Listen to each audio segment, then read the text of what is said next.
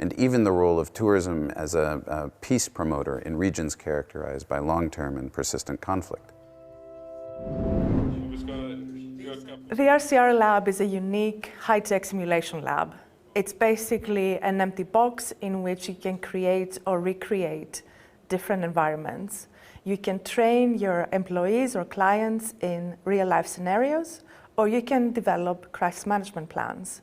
You may want to investigate how people interpret or react in different situations. Basically, if you have an idea, it can happen here.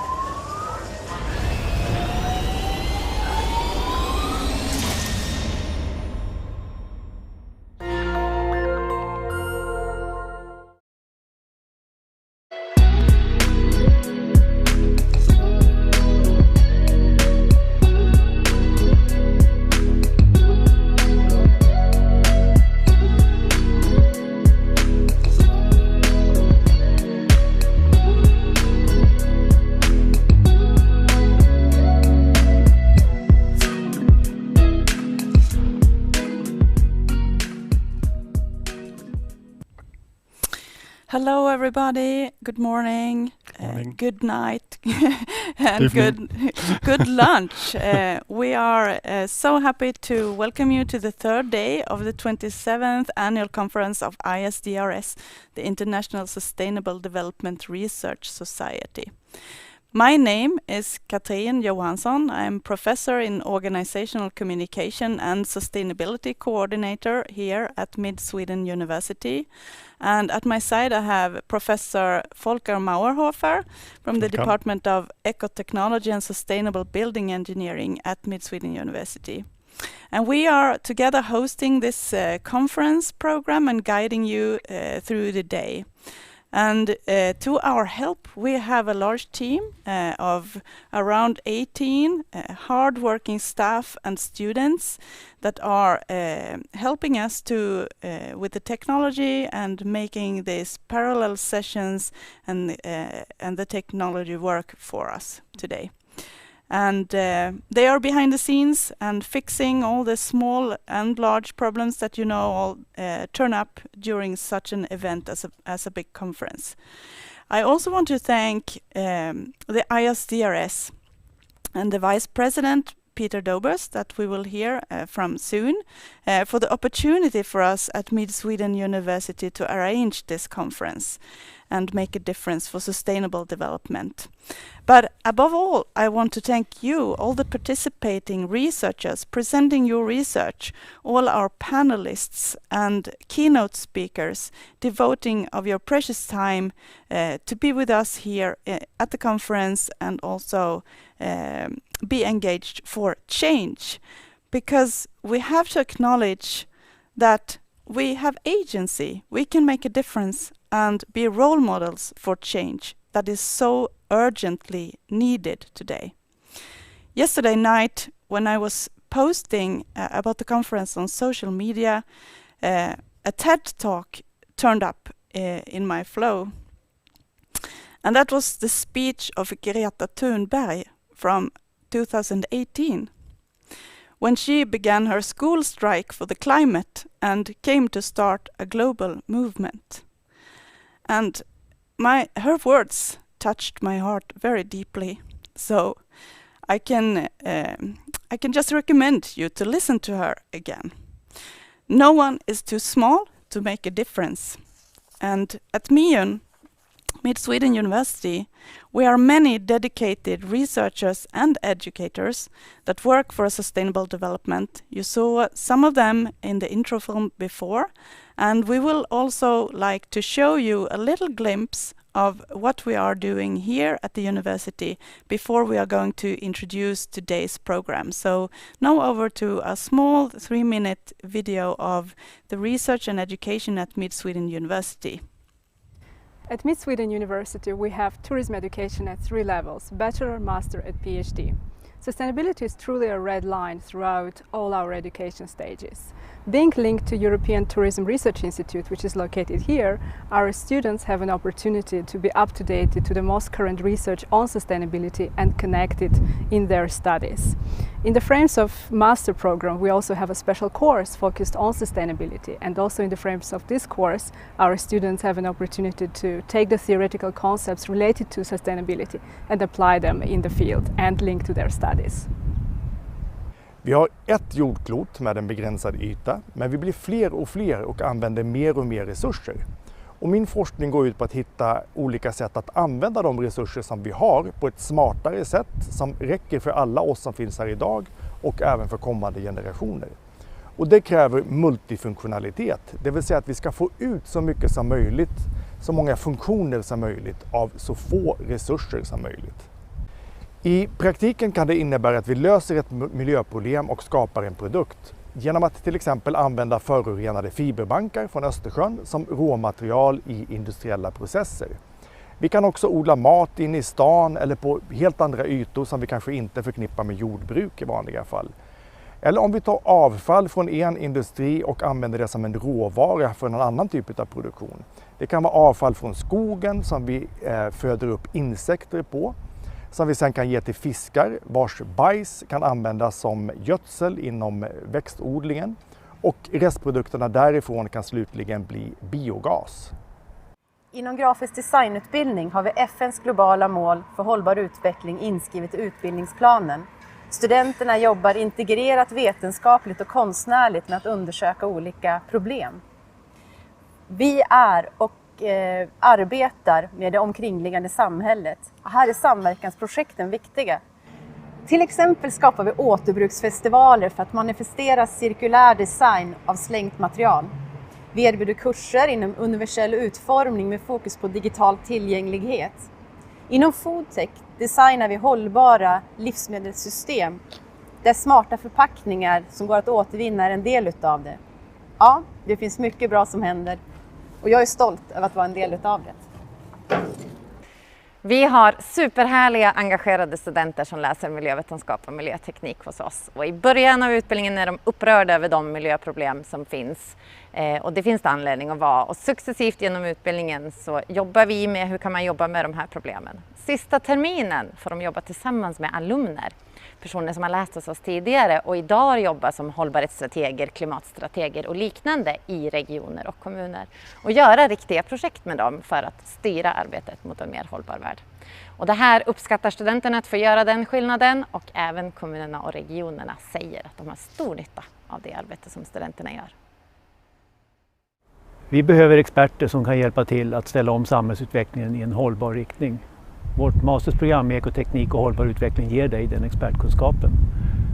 Du studerar tillsammans med studenter och av olika nationalitet och bakgrund. Och det ger spännande möjligheter till en djupare förståelse av hållbarhetsutmaningarna ur ett mänskligt perspektiv. Programmet vänder sig till dig som har en kandidatexamen och vill läsa miljövetenskap och miljöteknik på avancerad nivå för att kunna hjälpa till att bygga det hållbara samhället.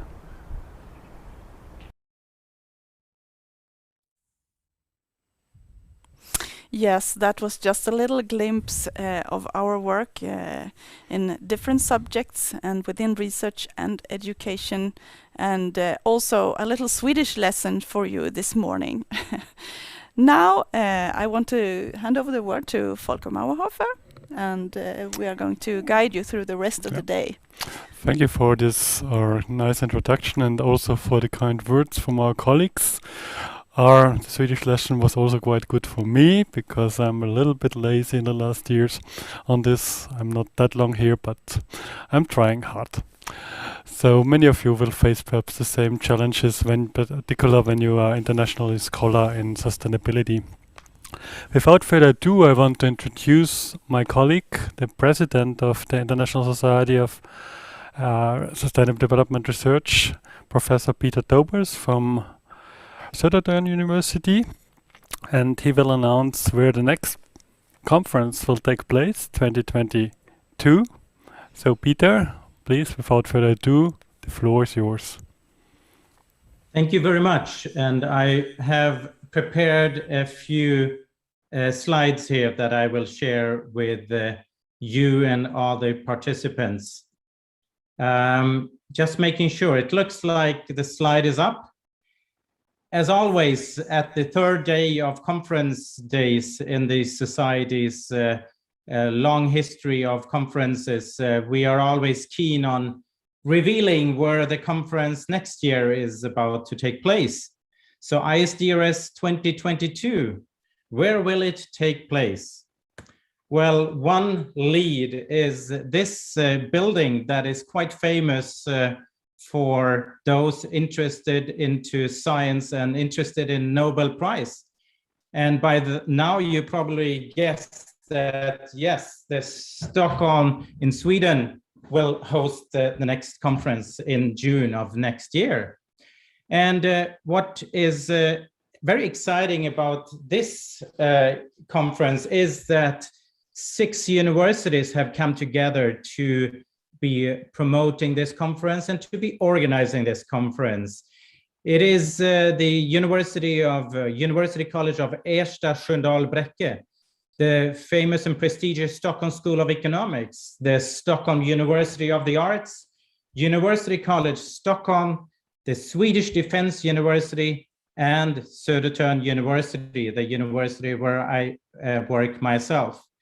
These 6 universities have worked for the last 2.5 years with seminars and with preparation to prepare for the next year's conference, a conference by which science meets also artistic research. So scientific research and artistic research will be the melting pot for next year as well.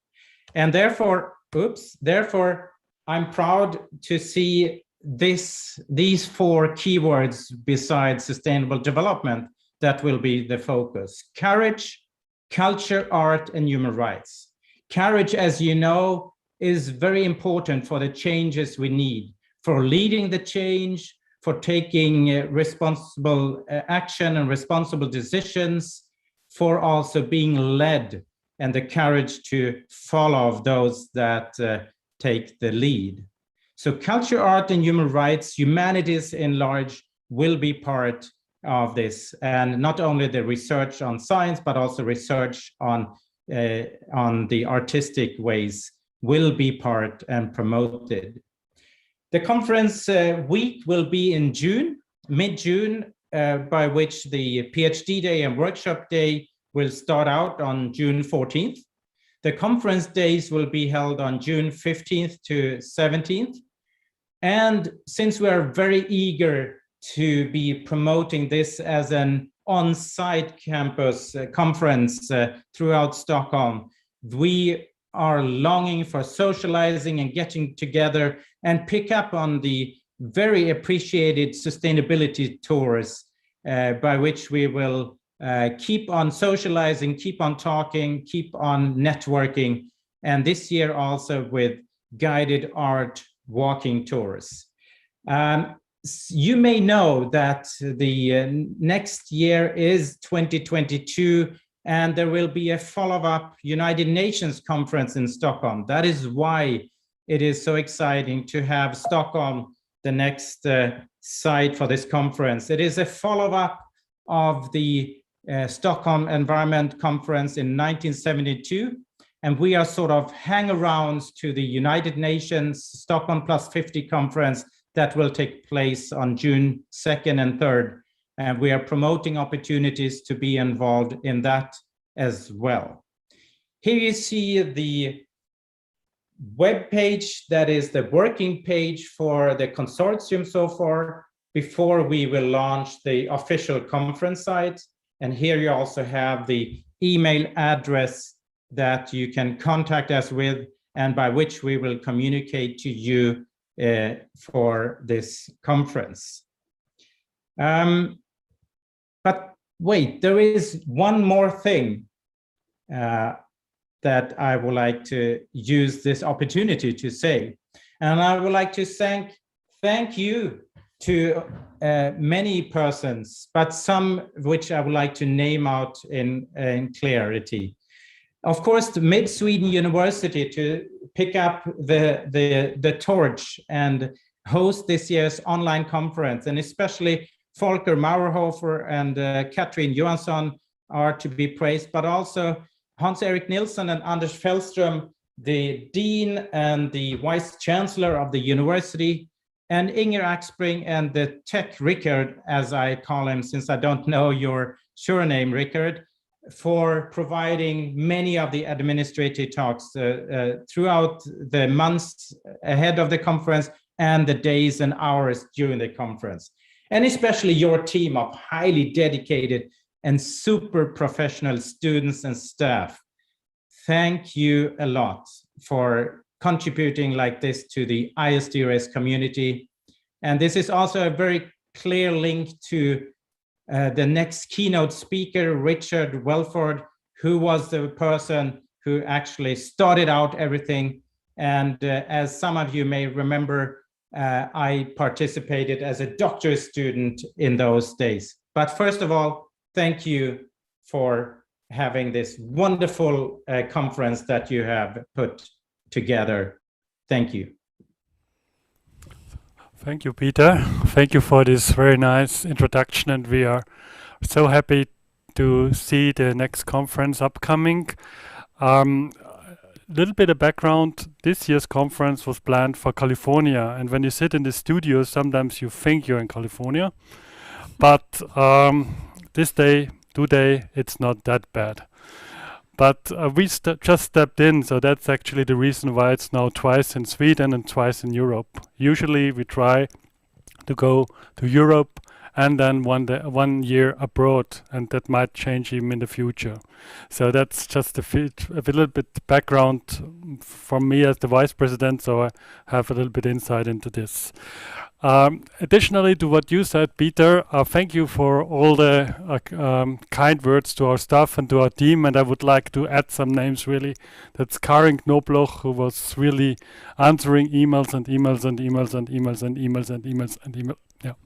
So that was really great. Matilda, who is doing the proceedings, and we all looking forward for your contributions to those proceedings, which we had a little bit to postpone behind the conference. And third, Elena Bashali, who's really working very hard on the PhD workshop. And not to forget to mention also our two fantastic students, Bella and Anna, who prepared this CO2 emission calculations, which we showed on the first day. So that's also coming additionally from my side as a little thank. Having said this, we have prepared also something else, and I would hand over to my colleague Katrin again for this. Yes, I just want to add to the long list of names. Tech Rickard, his name is Rickard Saring, and he was responsible for putting together the complex program that we had. So that was a kind of a complicated task to puzzle all the participants and the speakers in the parallel sessions, try to accommodate the times as best that we could to the different time zones. But still we know that some of you have been up early, 2 a.m. in the morning, 4 a.m. in the morning and late in the evening, and we thank you all for that.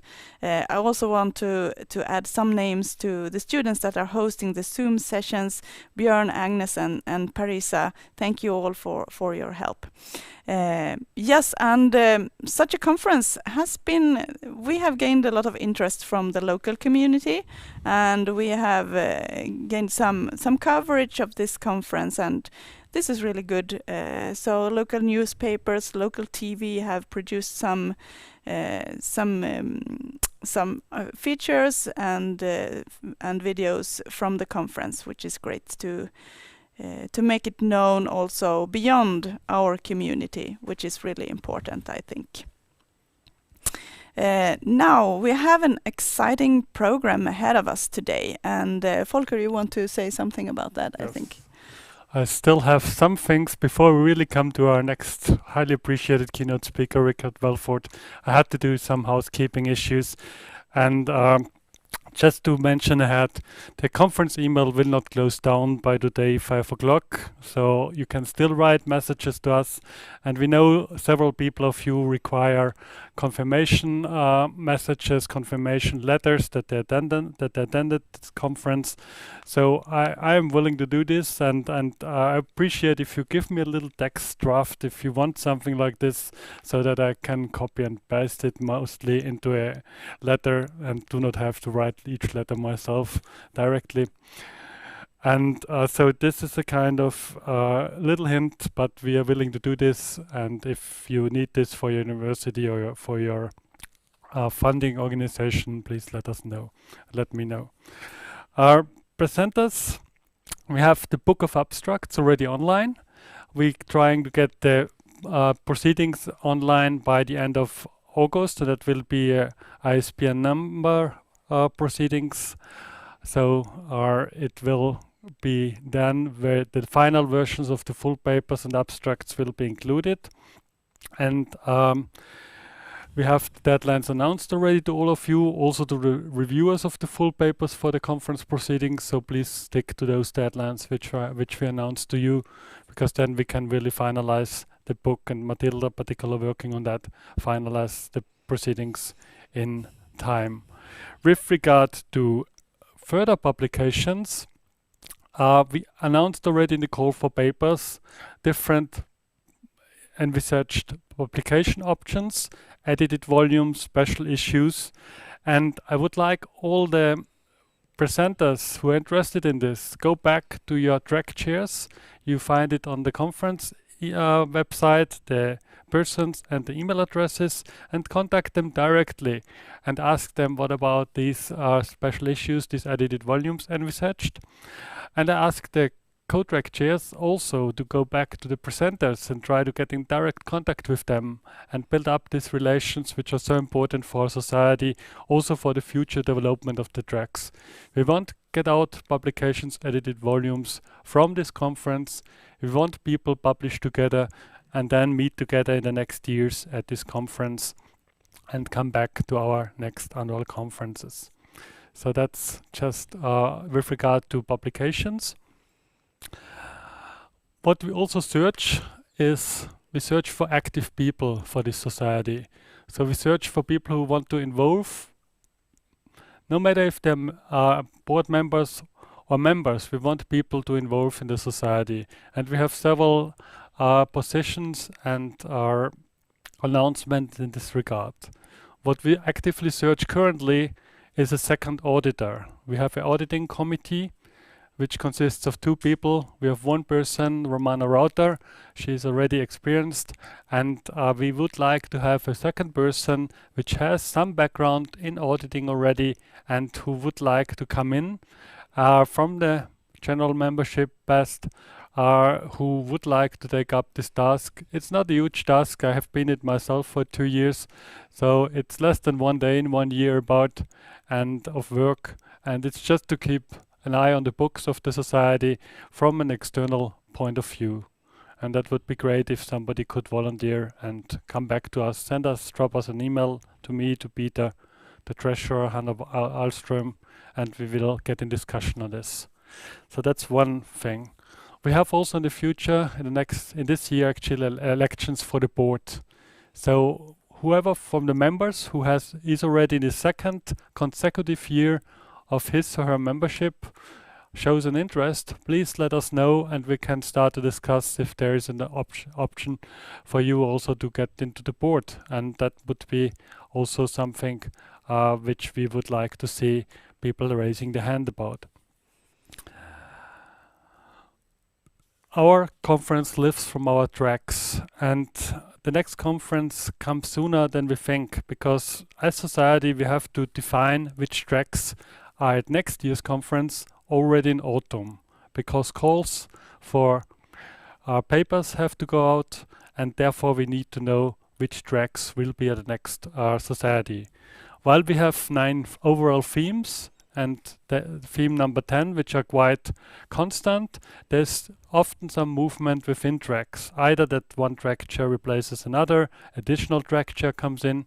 So this is also an opportunity for members to engage. If you're interested in a particular track, get in touch with me or the president, and we can mitigate things. We can try to think about in which track there is some opportunity, and we can then bring in contact with track chairs that are already active and experienced. So this is something else we would like to see members raise their hands, come to us, and to start discussions together. Particular in times like this, we look also for social media people. So people who are much better in social media than myself. I consider myself already something like a silverback. Maybe I'm not looking like one, but I'm old. So, I'm not grown up with social media, with electronic systems that much. I used to write my first master thesis by hand, I have to admit. And at the weekend, I put it into the computer of my brother, who was my younger brother, who was much more into computers than me. So that's just a little statement from myself.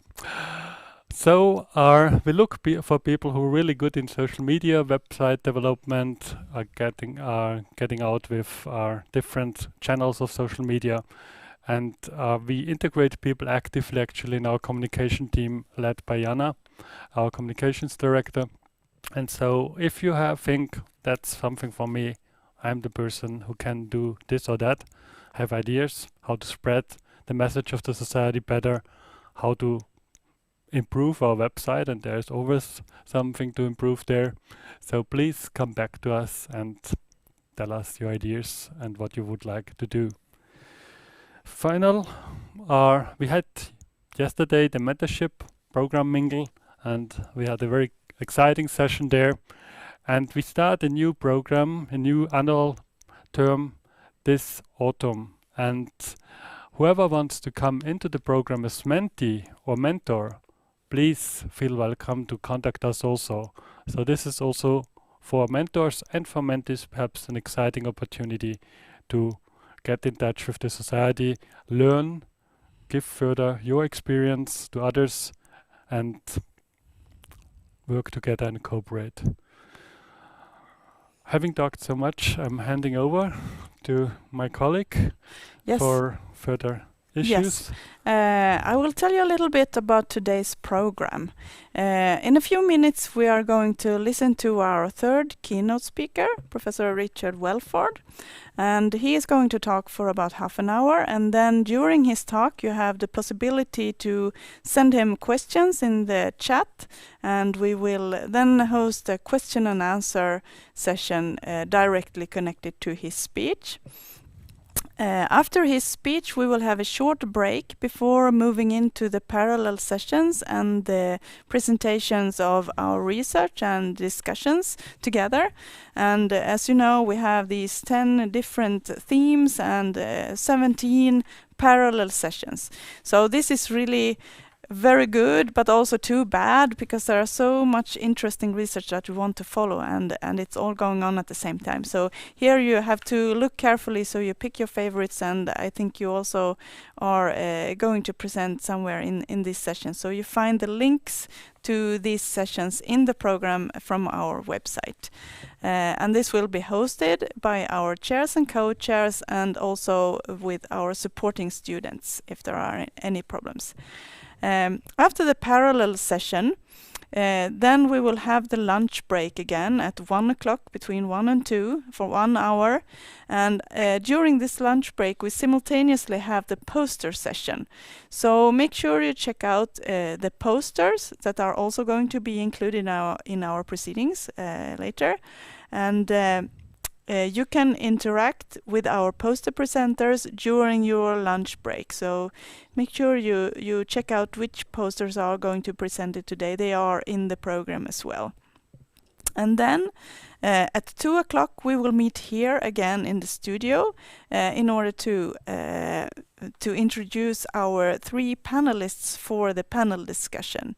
And the day 1 of the conference, we had the theme of environmental sustainability. Yesterday we were talking about social sustainability and the sustainable Development Goals, and today we are going to focus on economic sustainability, and we have 3 invited panelists that are going to do individual speeches, each of them this afternoon, and then we have a panel discussion and again a question and answer session. After that we have the final parallel sessions slot with more presentations of research, and then in the end of the day we have the after conference mingle again for you that want to stay together, make some new contacts, build your networks digitally this time. And that was the final day of the program. I hope we will enjoy the program, and now I'm handing over to Volker, who is going to introduce our keynote speaker. Yeah. Such as mentioned by Katrin, this day is devoted to economic sustainability in the plenaries and in our keynote. And so I couldn't think about nobody more dedicated to this topic than Richard Welford, and his early books are particular a start for this economic sustainability discussions. And Professor Richard Welford is a senior advisor of the Elevate Group of Companies, a global sustainability consultancy in Hong Kong, and chairman of CSR Asia. And I continue particular with his affiliation to the society. So he was actually one of the 2 founders of the society, and I would also I want to highlight that he's actually an honorary member, the only honorary board member I think we have currently, and he has a life membership as far as I know, also as a society member. And Richard, welcome to this society's meeting, this society's conference, and I want to hand over the floor to you, and please give your talk about this topic of economic sustainability particularly. Thank you. Okay, thank you very much, Volker. It's a great pleasure to be not with you since I'm in Hong Kong, but at least talking to you today and carrying on the tradition of the ISDRS to engage in dialogue around sustainable development. Not surprisingly, today I'm going to talk very much about business, because that's my thing in terms of business and sustainability and economic performance and sustainability. And what I want to do today is a little bit of a stock take. And I'm going to start using the lens of the SDGs to do a little bit of a stock take of where we are in the journey of getting businesses involved in sustainability issues. But I think linked to that, it's also worth doing a little bit of a stock take about where is sustainability science, where is sustainability research in terms of business and sustainable development as well. So I'm going to take the liberty of sort of talking about both business progress, but also research progress, and talk a little bit about where I think we should be going into the future. So I do have a couple of slides which I'm going to share. Sorry, put it on presentation mode. And I'm going to really talk about where are we now, what have we learned, and where are we going to go in the future in terms of business and sustainability, but also in terms of a research agenda on business and sustainability. So I'll talk a little bit about what we've learned from the SDGs and where businesses are, what research has told us about economic performance, competitive advantage, and sustainability, where we are in our research journey, and then maybe just for a couple of minutes at the end, talk about my personal views about where we need to be going within the academic community on sustainable development research, particularly on research on business and sustainability. So, using the SDGs as the lens, it's interesting to ask ourselves, where is business when it comes to addressing the SDGs? Now, it's suffice to say that most of the SDG targets will not be met by 2030, but nevertheless, We've always said that businesses have a role in trying to get us as close to those targets as possible. What's the reality on the ground? I think the reality on the ground, as I see it, is we can divide businesses into three. There are those that I call the strategic planners, who are really taking the SDGs seriously. There are the fakers, who are really playing games with the SDGs and are involved in a great deal of whitewash, greenwash, and blue wash, whatever you want to refer to it as. And then there's a third group, which I've just called the losers. And I don't mean that in a pejorative way, but these are the group of companies who are really losing out by not addressing sustainability. So the strategic planners, the companies that are taking this serious, are companies that not only understand the focus of the SDGs, but have also looked at the targets and indicators and are actively using the targets and the indicators when they take a strategic approach based on materiality. So, using the SDGs and linking that to a sort of materiality approach is exactly the sort of focus that we should be adopting. Companies who have zero skill set around education should not be focusing on education. We want to sort of really focus in on what businesses can contribute to 3, 4, 5, 6 SDGs where they have the skills and expertise to do that. The businesses, I think, that are doing this well are measuring their results and are able to tell us exactly what contributions they are making to the goals. And ultimately, they are demonstrating impact, they are measuring impact, and they can tell us a story about how they are contributing to sustainable development. And for these companies, sustainability has become absolutely central to business planning. Sustainability is at the core of planning, it's the core of strategy. Chief executives, board members, senior management can all talk about the sustainability agenda. Second group of companies, which I worry about a lot, are the companies who are now misusing the SDGs and adopting what has become known as blue wash. So these are companies that are more interested in public relations, more interested in PR spin, and they don't really understand the SDGs.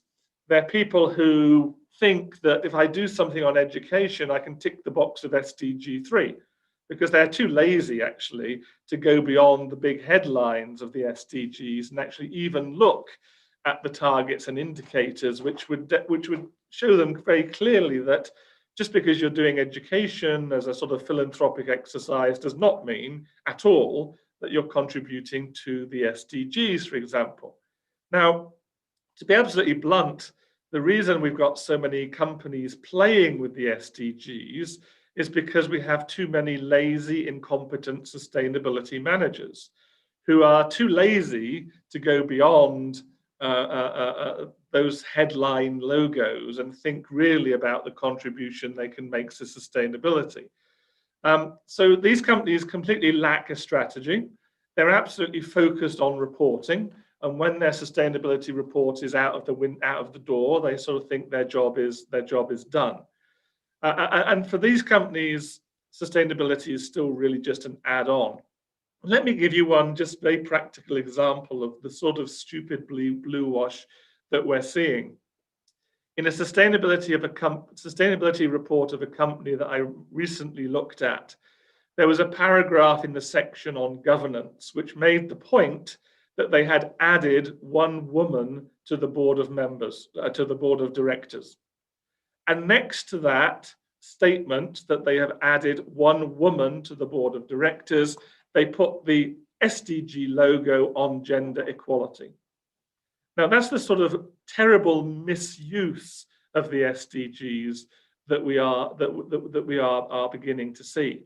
And by the way, that one extra female member still only brought the number of female members on the board to 2, actually, 2 out of 10. So how that is gender equality, I have no idea. But actually, the SDG on gender equality says absolutely nothing about female board members. And so again, it's complete misuse, not only in the intent, but also the detail of the SDGs as well.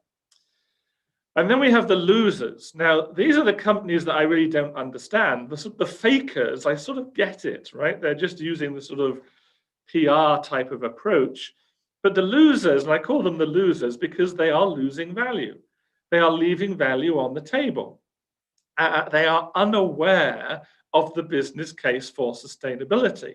Now, this is not about lazy, incompetent sustainability managers. This is about lazy, incompetent CEOs who really shouldn't be in the job. Because we now know that there is overwhelming evidence that sustainability is good for the bottom line.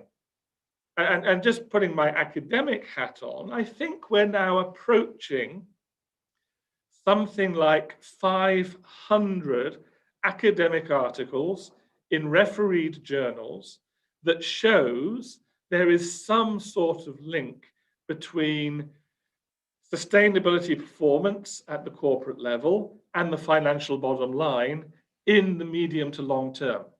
And we've got dozens and dozens of papers that demonstrate correlation and beginning to get a number of impressive papers that really demonstrate causation as well. So one of the things that completely puzzles me still is why do we have companies that are leaving such value on the table when the overwhelming evidence shows us that sustainability should be absolutely central to business strategy. So let's take a look at that, at what that research is telling us. So I think, for me, there are 7 areas where we have excellent research on the business case for sustainability. And that research is showing us very clearly that companies involved in sustainability will get some sort of competitive advantage, ultimately leading to profitability. And let me review what I think those 7 areas are. This is really not just my opinion. This is based on the papers I see on a regular basis in the journals that I edit and the other journals that I look at as well. So my top 7 areas would be these. Number 1, companies involved in sustainability often experience cost reduction, particularly when it comes to the environment and energy and those sorts of obvious areas. Secondly, we have overwhelming evidence that sustainability helps with the battle for talent, that sustainability helps us to recruit staff, it helps us to retain staff, particularly amongst young people. Who are increasingly asking questions about sustainability, social responsibility, and environmental performance as well. Thirdly, there is overwhelming evidence that companies that think about sustainability can differentiate themselves from their peers. And there is some evidence relating to price premiums in some sectors based on some sustainability characteristics. Those price premiums can be as high as 20%, but can also be as low as 0. And so it does really depend on the sector and characteristics that we're talking about. But there is evidence to suggest that differentiation will be good for competitive advantage. Fourthly, there is a lot of evidence now that being sustainable helps you in terms of risk reduction. And this is what investors really worry about considerably. Investors hate risk, as you well know. And when investors look at companies that are not looking at sustainability, they're really worried about the consequences of that strategy of doing nothing, because actually it's a very, very risky strategy. We have evidence to suggest that sustainability has an indirect impact on profitability through trust, reputation, brand, and purpose. And so as you build your brand, you build your trust, you build your reputation, that has a positive influence on stakeholders, and particularly customers, investors, and those stakeholders that can actually generate value for the company. We have strong evidence that having a good stakeholder relationship, good positive stakeholder relationships will be good for the bottom line, particularly, and the research is very strong here, particularly when it comes to engagement with local communities, particularly local communities in areas where falling out with those communities can actually lead to sort of blockades and boycotts and disruptions of all sorts. And now we're beginning to get an emerging body of research that shows that you can get money cheaper, that banks, other financial institutions are looking at the ESG finance agenda, and that in many circumstances they are prepared to increase access to loans and capital at cheaper rates for those companies that are practicing sustainability.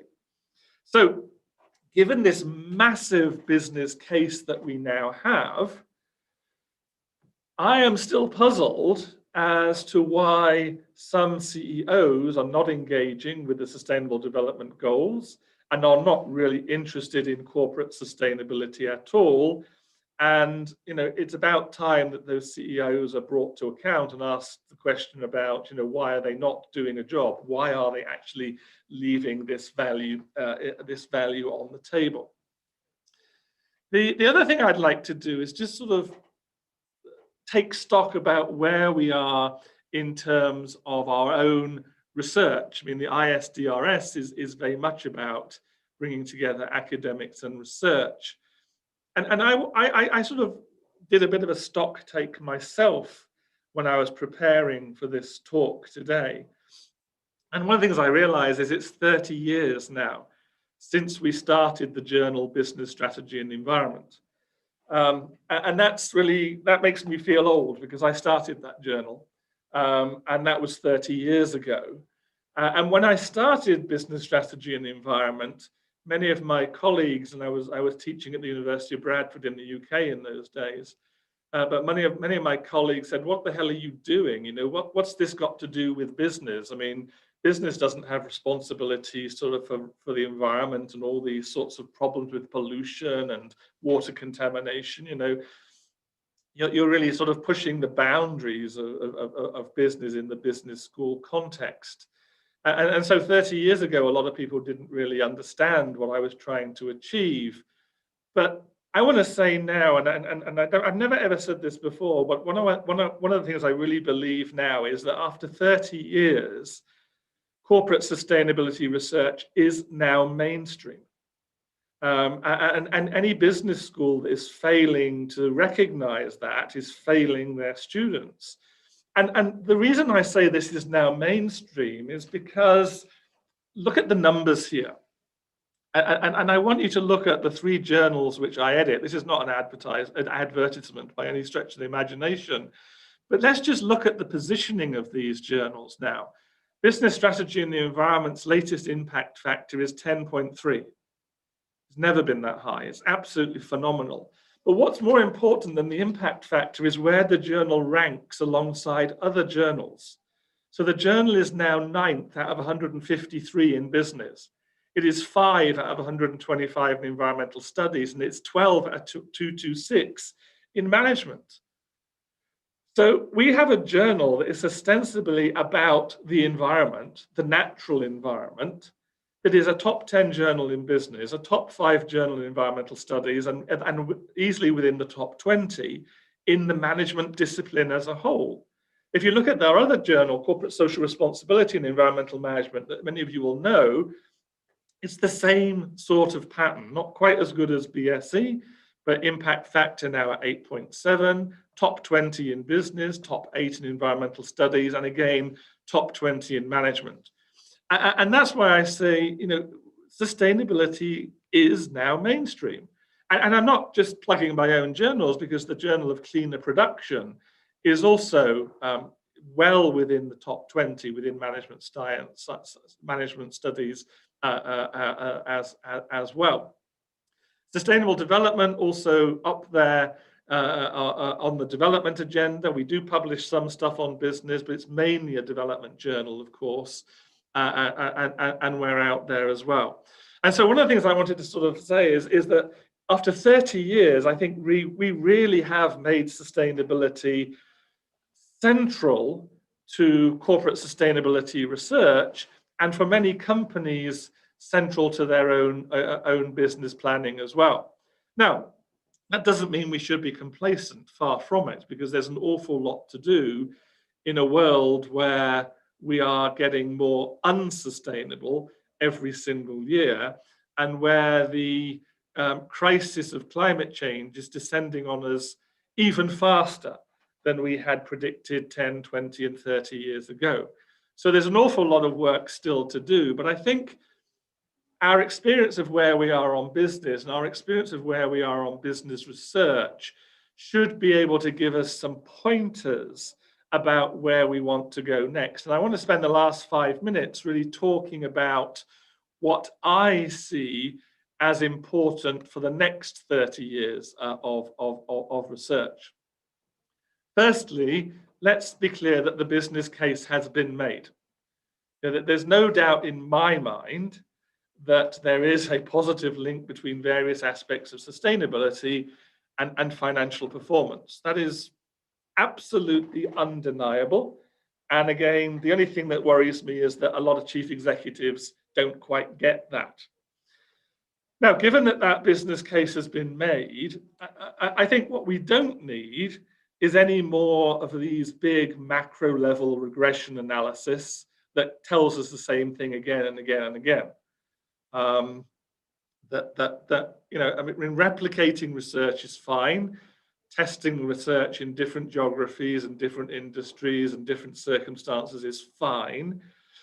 But to be honest, I think what we really need is much more granular research now. Research that doesn't correlate sustainability performance with environmental performance based on some measure of sustainability performance. But actually, I think what we need to have is much more granular research into what constitutes sustainability performance. So if I just give you an example of what I mean in relation to gender, there is a whole body now of literature which has been looking at the role of women on boards and the role of women on senior management. And that is, again, beginning to build a very, very interesting research base that shows that if you have women and more diverse boards in general, you generally get better sustainability performance. You certainly get better environmental performance, but on sustainability, the evidence is also there that women in senior management positions and on the board in particular will help that sustainability performance and ultimately the financial performance as well. I mean, there are other factors I think that are very interesting as well. We've also published a couple of papers very recently looking at LGBT issues within the context of diversity and inclusion, which I see as part of that broader sustainability agenda as well around equality and human rights. And so these much more granular studies, whether it's to do with women, with personal characteristics, whether it's to do with the environment or governance, this is where we need a lot more research, I think. The other thing I want to understand and investigate are these losers. You know, we've tended to sort of concentrate a lot on the businesses that do things because that's sort of easier research, right? And it's great that we've had a lot of research on the leaders and showing how leaders have actually turned sustainability into profitability. But I think we need some research into these losers. Why is it that some companies have still not embraced sustainability? And why is it that we almost have these ostrich companies with their heads in the sands that are not embracing the sustainability agenda, not simply from a point of view of of wanting to do it or ought to do it, but actually doing it will actually lead to profitability. So why are we not seeing those companies engage? We also need a lot more studies on developing countries. It's remarkable to see that we are getting some really good studies now from China, from Southeast Asia, and some emerging studies from Africa as well. But we need a lot more of that, I think. And the other thing, my other plea would be, let's have some more forward-looking research. I mean, a lot of the research that we've done has been backward-looking, in that we take numbers, we crunch the numbers, we run the correlations, we look at the regression analysis based on past data. But I think the trends, I think, that we're beginning to see now is we need to start thinking about a more future orientation type of approach. And I mean, the discipline of things like TCFD are going to force businesses to look forward and to develop scenarios and future-looking approaches. And so one of my other pleas is let's have some research that doesn't only look backwards but looks forwards and uses forecasting techniques, uses scenario planning types of techniques to start to think about what businesses ought to be doing in the future to maintain that competitive position and maintain their profitability. The other thing I think we don't do well as an academic community is actually communicate the research that we do. We spend far too much time publishing articles in journals with high impact factors and then forgetting to actually communicate those more broadly. And I've been involved in a couple of projects recently looking at measuring impact of publications in terms of social impact of publications. And I think many academics are rewarded only for getting publications in those high impact value journals. And they don't think about the broader social impact of what they're doing. And so, you know, I would make a plea to all of you to not only publish in the best journals, but also then to communicate that research through social media, through the general media. You know, we had an article a year ago published in one of my journals that then got picked up in the Guardian newspaper in the UK, and the Guardian newspaper wrote an article about the article.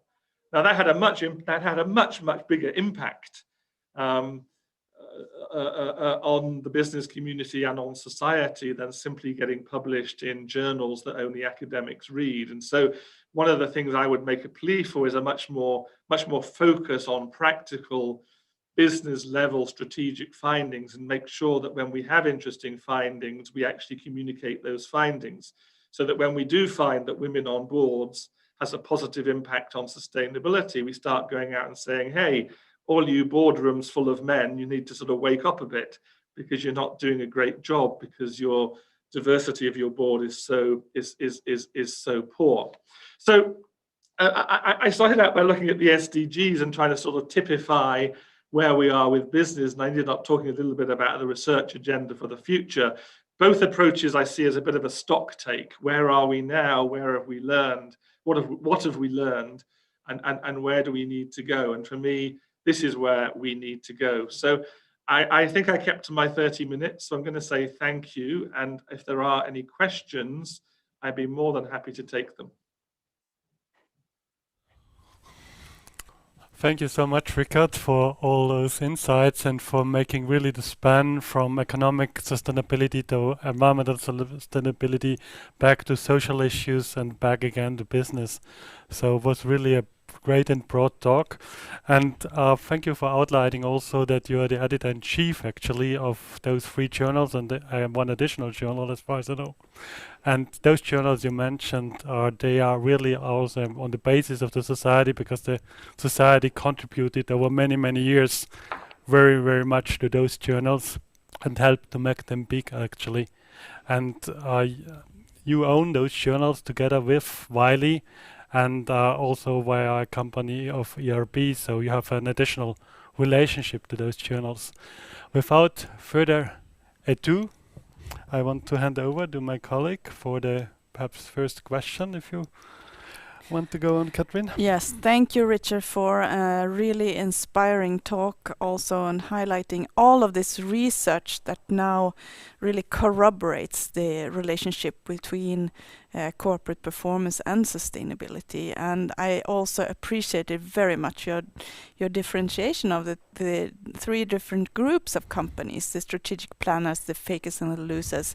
And this is really a great divide that can make a difference if we start researching, as you proposed, the losers and perhaps also the fakers, and highlight what they are really doing instead of contributing to sustainable development. So thank you very much for this. We have a few questions already coming into the chat. There is one question: if you please could give us an example of where a company committed to sustainable development goals had actually reduced its costs. For example, is renewable energy cheaper overall than use of fossil fuels? So could you please expand a little bit on that question? Yeah, I mean, maybe I won't talk about energy. I'll talk about water. I work a lot here in Hong Kong with a company called Swire Coca-Cola, which is the bottling company for Coca-Cola in the southern part of China, Hong Kong, Taiwan, and parts of America as well. And it is demonstrated very clearly that you can massively reduce costs relating to water if you simply manage that water better. If you recycle that water, you use less, you have less wastewater. And if you look at their sustainability report, they've got the evidence very clearly that they have saved money for themselves on water, but also they've also benefited communities as well in terms of making sure that other people have access to that water in an affordable way. So I mean, I think there are dozens of these examples. Energy is an easy one. Just reducing energy obviously is going to save you money. Switching from fossil fuel based energy to renewable energy may not save you money right now. But again, I saw a study very recently of one of the property developers here in Hong Kong that was beginning to show that small-scale solar technology on the tops of buildings was becoming economically viable, whereas 5 or 10 years ago it was not. So, as technology improves, I think we're going to see some cost advantages there for sure. Thank you very much, Richard. Yeah. Thank you, Richard, also from my side. I would like to go, before I'm returning to the chat, forward with an own question, and that what triggered is materiality, which you had in your slides, and governance you mentioned extra. So companies usually like if there is governance coming up, which, for example, preferring companies which have eco-efficiency approaches, which reduce resources, because that's also in the interest of companies, reducing resource use, reducing energy use, and that eco-efficiency approaches usually also are in the interest of companies, so they like governance measures which promote them. But when it comes then to the issue of growth of the number of products and services, how eco-efficient they ever are, but so restrictions of the growth of business, of human development in general, are these measures of governance perhaps are less in the interest of our companies. And we have the issue of only one planet available. There's no planet 2.0. So how can we bring companies also more in the direction of appreciating approaches which are overly reducing or limiting our resource and energy consumption? Look, I think it all comes back down to efficiencies again, as you almost say yourself. But I think the leading companies do get this. I mean, leading companies are now trying very hard, I think, to produce products that have less of an environmental footprint for sure, are packaged in new ways that are not causing ridiculous levels of plastic waste. But there's a hell of a lot more to be done. And I think, some companies are doing a great job, some companies are doing absolutely nothing, but we're doing a pretty poor job, I would say, at incentivizing these companies. Other than the European Union, nobody is really doing anything sensible on plastic waste, for example. And most plastic waste floating around the seas is not coming from the European Union. The biggest plastic waste producers are actually in Asia, not in Europe. And in Asia, we're doing absolutely nothing about the plastic issue at a government level. But I mean, there are a few companies that are doing that as well. But look, this is a big debate that we need to have at a macro level, but it's not happening. There is a debate about the limits to growth. That debate has always been around, and how much more we can grow is still open to question. And one of the things we must do is to make sure that whatever growth there is available in the planet gets distributed mostly to those people who need it, which is of course the poor and poor countries. But I regret that I don't think that debate is really happening.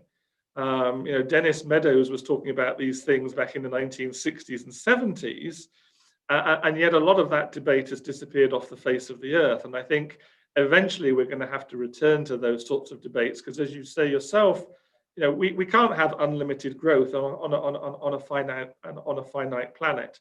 I think businesses are prepared to have that discussion.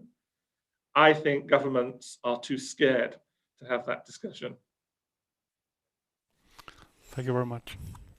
Thank you. And there are now a lot of questions coming into the chat, and we have one question on the impact agenda. And as we were talking about also yesterday, communication on our research is really key, as we are during this conference dialoguing, presenting our research to each other, and through the dialogue building a common understanding of where we are and where we should go in the future. This is also very challenging. So this question sounds like this. Thank you for your great talk. The impact agenda is a powerful one in the UK, firmly on the agenda of activities for academics, but this is very challenging. I have projects where we have publications but not reached out as much as we should, and others where I spent so much time reaching out I haven't written the papers. Do you have any thoughts on this? This would be very much appreciated. Yeah, I mean, when I was actually still living in the UK, I actually sat on the ISRC research panel. And this is something we were talking about even 25 years ago, is research relevance and research impact. And I think there are two problems, I think. One is the university system, particularly in the UK, that I can talk about, has become too oriented around research outputs. And I think, and because that's being measured by how many publications you get in journals, and now we're sort of, we're layering those journals by impact factor, and we have sort of tiers of journals and quality of journals, and and the publish or perish mentality has gone far too far in many academic institutions in the UK. And unfortunately, I see this happening in Asia as well now, particularly in universities in perhaps the more developed parts of Asia, and where this publish or perish attitude is there. So I think we've done a very bad job at measuring the impact of real research. But I think, as academics, we're to blame as well. We've gone along with this game. And we don't adequately communicate what we do to a wider audience. These academic journals are really only being read by academics. We know that because we know who subscribes to them. And with a few exceptions, most of the journals, particularly these days where publishers are packaging them up into big license agreements, these journals are only available through academic institutions and academic libraries. So, we just remind ourselves that when we write in a journal, we're mostly being read by other academics. And I think we have an obligation, I mean, almost a moral obligation, to make sure that if we're doing useful research that has useful findings, we really need to communicate that to a broader public. And if there isn't anything to communicate to a broader public or to business or other stakeholders, then actually there's no point in the research. I mean, I mean, there are papers being published in journals that are completely bloody pointless. And they're completely esoteric, and so many academics seem to think crunching a few numbers and coming up with some nice regression equations is the end of the story. I mean, this pointless research has to stop because it's a waste of public money. So I think we have an obligation as researchers to make sure that we're doing relevant research, and that we then communicate that relevant research to an appropriate stakeholder base. We have quite many questions now in, and I would like to try to put some questions together. There's one comment that many poor countries cannot access these high impact journals at all. So that's a good point. One writer writes. Another writer adds on impact. How do you think narratives from the granular studies you mentioned might be in terms of explaining the role of business for sustainability, especially in the light of C-suites often becomes pseudo storytellers to the market? I hope we can do something with this additional comment.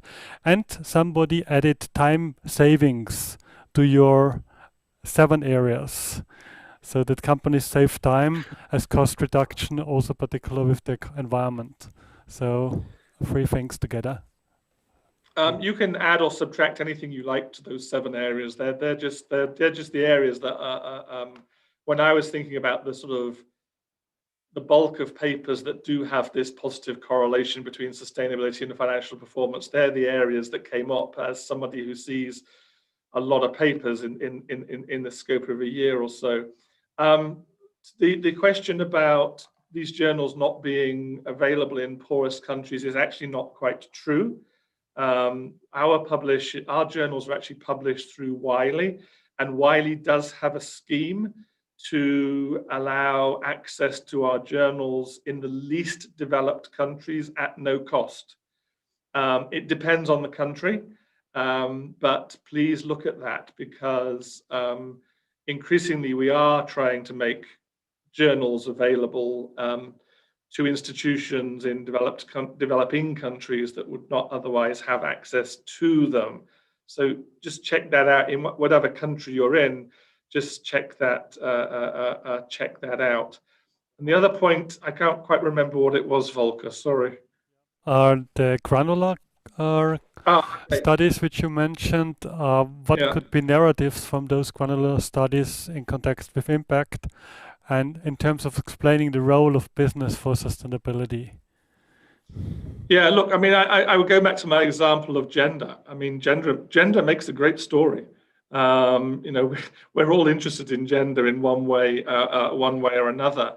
And it's very clear to me now that there is a strong business case for having women in senior management positions and women on the boards, and that in itself makes a really, really good story. And I think it's great fun to sort of bash those boards where your average board director is male and 72, because they're hopeless, because they're not representative of the stakeholder base that they represent. And so how the hell they can be expected to make the right decisions in the interest of a company when they themselves are completely not representative of the customers and other stakeholders that they serve is beyond me. And yet we still see that. So I think for me, there's some really important granular stories out there, whether it's environment or social or taking a stance on certain issues. The challenge I think that many businesses have who are doing really well in these areas is staying ahead. I was lucky in the 1990s to do quite a lot of work with The Body Shop and with people like Anita Roddick, and we were doing some really, really great stuff. But then we had all these imitators. So all these other companies started simply copying. Suddenly everyone was cruelty-free. So everyone was no animal testing. Everyone was talking about the rights of women. Everyone's talking about human rights. And so one of the things I said earlier is that we need to think about competitive advantage, but actually once you've got that competitive advantage, you then need to keep it by doing more and more and more, because others will simply imitate and will imitate, and that's happening. So that sort of that narrative, those stories need to be being cutting edge and be out there talking about the issues that are important at the moment, which is why I'm so pleased that we've just published 2 papers on LGBT issues in the context of sustainability, so that we're showing our relevance in a society that is evolving as well. Thank you very much, Richard. Here is another question on the future research that we need to engage in. So, great talk, Richard. Will you please throw light on converting losers and fakers into strategic planners? Do you have any ideas on how we as researchers could help doing that? I mean, when it comes to the loser group, I think it's a case of many companies don't know what they don't know. And their CEOs are pretty bad at staying on top of what others are doing. But I mean, I recently engaged with a couple of companies who were doing absolutely nothing, and said to them, you know, why do you think your competitors are actually engaging with sustainability? Why do you think your competitors have invested so much money in sustainability? Surely it's because they see the value in doing that. And why don't you see the value in doing that? So, you know, it's partly a sort of, there has to be some conversion, I think, of people who are not aware of what they're not aware of. But I think that also goes back to our job as academics to be better communicators, to show very clearly that in the medium to long term, but not in the short run, in the medium to long term, there is that positive that positive correlation, and we've not done that. I don't think we've done that as an academic community terribly well. I think other companies have. I mean, I think the brands that I like, people like Unilever, for example, have done a great job in demonstrating the value of sustainability. And again, we've got the imitators who have come along and just done exactly the same sort of thing. But again, it takes time. It'll take time. I'm much more confident about the next generation of senior management than the current one, because at least the next generation of senior management have been exposed to sustainability issues more than the current generation. Thank you, Richard. We are almost at the end of our Q&A session, but we have still some questions left. The very early question was, can you give us an example of where a company committed to Sustainable Development Goals, to the SDGs, and has reduced already costs? Yes, I think, Volker, you forgot that he already answered that question. He did? Yeah. Okay, then I'm and our time is almost up. Then do we have any, did you see any other question further down? Oh, there is a lot of discussion going on, Richard, in the chat. I don't know if you have been able to see that in the meantime. So your speech has been really engaging, and we thank you so much for this. And Volker, we want to thank you. Then we end up with thanking you, and our little present for you. We cannot hand it over in person, but we can give you a certificate here on the screen, and we will forward it to you. It's about planting trees. We will plant 10 trees for you. It's UN trees. Actually, they are related to the UN Restoration Decade. So this organization who does this is related to that decade, and it will be particular plant in Africa. And we will forward you this certificate, and thank you so much for your contribution. Thank you for your long-term standing relation to the society, and also for a great talk today. And we're looking forward to the future, and all the best for all your activities and your journals also. Thank you. It's a pleasure. And if anyone wants to drop me a line and add to any of those 7 points, you'd be more than welcome. So thanks for hosting me, and have a great rest of the conference. Bye-bye. You're welcome, and thank you so much. You can join also the conference for all the sessions which are remaining, so please stay with us if you want, if you have time. Great. Thank you. Thank you very much, Richard. Thank you. Really, really inspiring for all of us. And now we are going to have a short break before the parallel sessions start. And so go and get some exercise, maybe some daylight, go and stretch out and go off from the screen for a few minutes. Take some refreshments, and we will be back in the parallel sessions. And then for the lunch break, please remember the poster session, and then we will meet you here back in the studio at 2 p.m. today. So see you soon. Thank you, and all the best in your parallel sessions.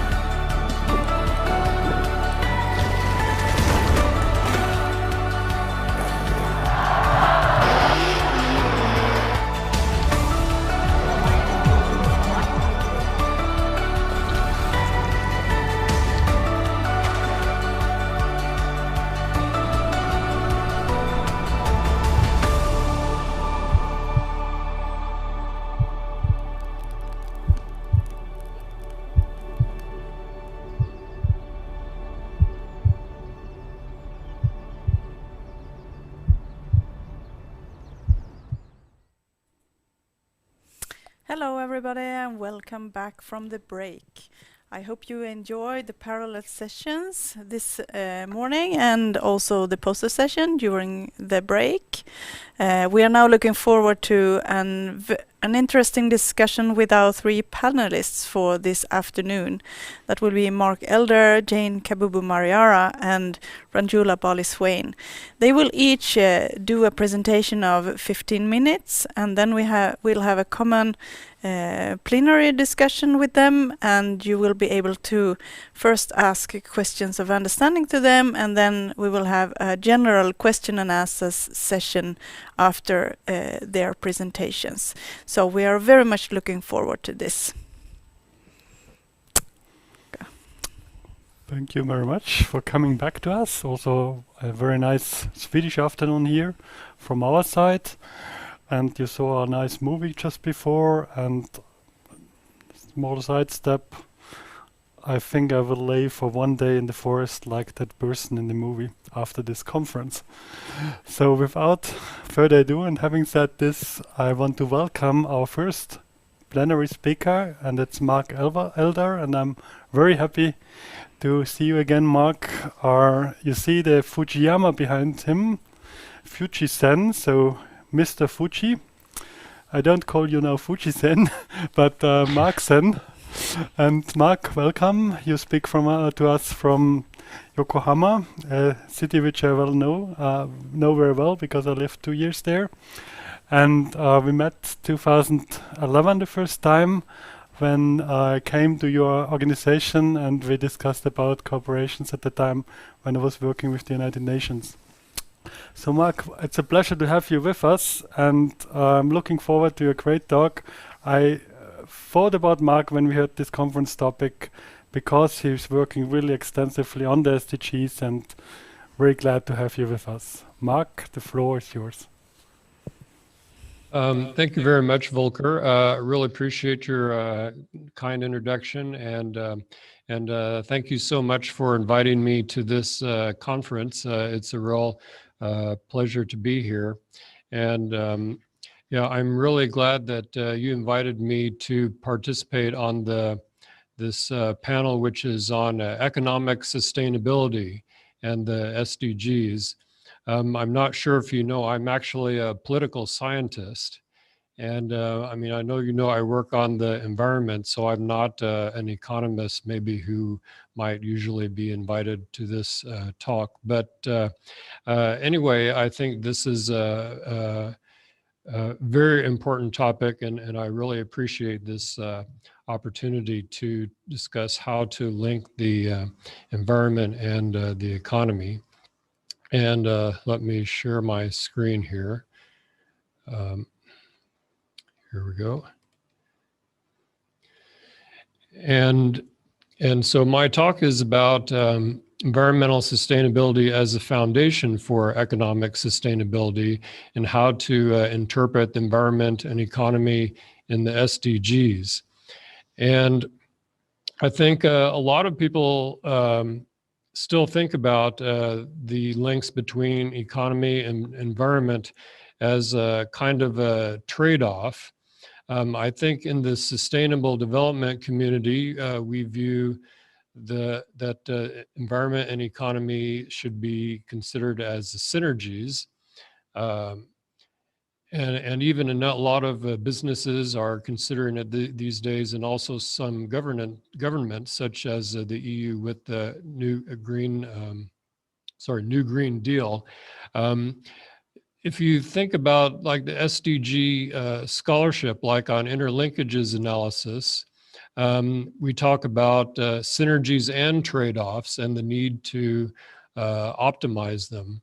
But I think that still a lot of governments and political leaders are not really persuaded by this, maybe some in more companies than others. In some sectors, companies are disadvantaged. There's some greenwashing.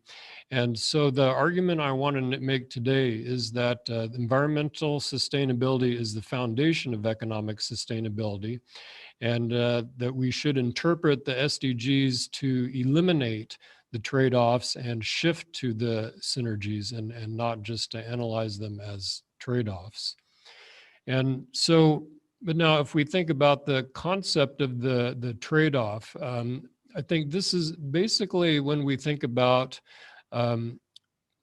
SDG 8, which is considered to be on economic growth, and especially target 8.1 on traditional growth. And certainly if we look at data from the past, it does show that these trade-offs may be between the so-called economic SDGs and environmental SDGs. But I think what the SDGs need is a future viewpoint, and that we also need to look at the targets and not just the headline goals. And so the point I want to make is that the key environmental targets are actually incorporated into the so-called social and economic SDGs, and that in fact, the environmental targets in the economic SDGs are actually the key means to achieve the environmental SDGs. And actually, when the Open Working Group created the SDGs, they actually used an integrated approach maybe it wasn't very like systematic and well as organized as it could be, but the environment is actually linked throughout the SDGs, and that's what they did. So if we look at, say, for example, SDG 2 on agriculture, the key environmental target is in 2.4, which is ensuring the sustainable food production systems. And goal 3 on health, 3.9 focuses on reducing death and disease from pollution. And water, 6.6, we need to protect and restore the water ecosystems, right? And then there's energy with renewable energy, energy efficiency. And to me, actually the most important one is in the so-called growth SDG. And if you look at 8.4, it's about decoupling. And it says, we need to decouple economic growth from environmental degradation. Now, whether we can actually do that is another question, but the governments agreed in the SDGs that that we should try to decouple, or even labor rights and safe working environment. What a safe working environment means includes safe from environmental pollution in the working environment. And even industrialization 9.1, we're supposed to promote sustainable infrastructure, not unsustainable infrastructure, and sustainable industrialization. And the current industrialization needs to be upgraded sustainably. And then cities has sustainable transport. Affordable housing is supposed to be safe, which means safe from environmental pollution. It talks about environmental impacts of air quality, waste management. And then SDG 12 is all about sustainable consumption and production. And I'll highlight 12.4, achieve environmentally sound management of chemicals and waste. And so the environment is really in nearly all of the SDGs, especially the economic ones. And I could comment a bit on the so-called environmental SDGs. And if you look in here, actually, the trade-offs are not the focus. In oceans, we're supposed to sustainably manage the marine ecosystems, and land, sustainably manage the territorial ecosystems. It's not about the trade-off with the economy. And in fact, I would argue that the SDGs give us a mandate for the economic transformation needs to be environmentally sustainable. And I mentioned 8.4 on decoupling already. Consumption and production should be sustainable. Natural resources should be sustainable. Industrialization should be sustainable. And there are several highlighted sectors, right? There's a whole goal on water, energy, agriculture, transportation is in the city's goal, waste and sanitation. So these sectors are especially supposed to become sustainable. And maybe manufacturing is kind of included in SDG 9. Maybe mining is not mentioned, but you can see that a lot of these targets are about how to make like inputs and production processes and waste from these sectors more sustainable. And I would argue that the way to organize SDGs is more in terms of like life cycle. So if you look at the life cycle analysis, we start out with the ecosystems and their services, and this is humanity's life support mechanism and goals 3, 6, 13, 14, 15. Right, these support the resources, which support the production, consumption, and then we get the pollution from the production and consumption and waste, and then this damages the ecosystems. So what we need to do is preserve the ecosystems, make the resources, production, and consumption more sustainable. This will reduce the waste, and that will help our ecosystem services. So I think this is how the open working group maybe didn't quite explain it like this, but I think this is what the SDGs are telling us about how to manage the economy and environment together. And let's take a case study of climate. So the SDGs were kind of criticized because if if you look at the climate goal, there's actually no direct climate target like degrees of warming or CO2 in the atmosphere, and because the governments wanted to keep that separate in the UNFCCC. But if you look at the rest of the SDGs, actually all the means that you need to address climate change, they're all there. But they're not in the climate goal, they're in the other ones, the economic ones. So energy, efficiency and renewables, sustainable industrialization. Goal 9 also refers to the fossil fuel subsidies. 8.4 says we're supposed to decouple the economy from climate change, right? Transportation, agriculture, these are all, so this is actually where, so the means for dealing with climate, they're there already. We just maybe didn't notice them there before. And so not only climate, but we can look at all the other environmental goals the same way: land, oceans, fresh water, even air is there. It's not so visible. It's kind of hidden in goals 3 and 13. But these the economic goals are actually the means to achieve the environmental goals. So actually the SDGs were supposed to be like goals, and the means were supposed to be up to the countries. But actually, my concept is actually these goals themselves are the means for each other. So we need to sustainable industrialization, decoupling, SCP. This is what we need in order to achieve like land, oceans, and freshwater ecosystem conservation. And since I'm supposed to be talking about the economy, I should also mention health, because health, economy, and environment are also related. And as we know, it's the economy creates pollution, which hurts health. And so what we need to do, what the SDGs show us how to do, is so we make the economy more sustainable through like decoupling or even energy efficiency, renewable energy. And then this will reduce pollution, which will improve the water quality, et cetera. And then reducing the pollution will improve the health. So this is how, so the economy and the environment are the keys to improving health as well. And I mean, even apart from the SDGs, the sustainable development community, we already have kind of established that environment is the economy's foundation. And we've also documented the economic costs of environmental damage. So we have planetary boundaries, which is the Earth's life support system for human civilization.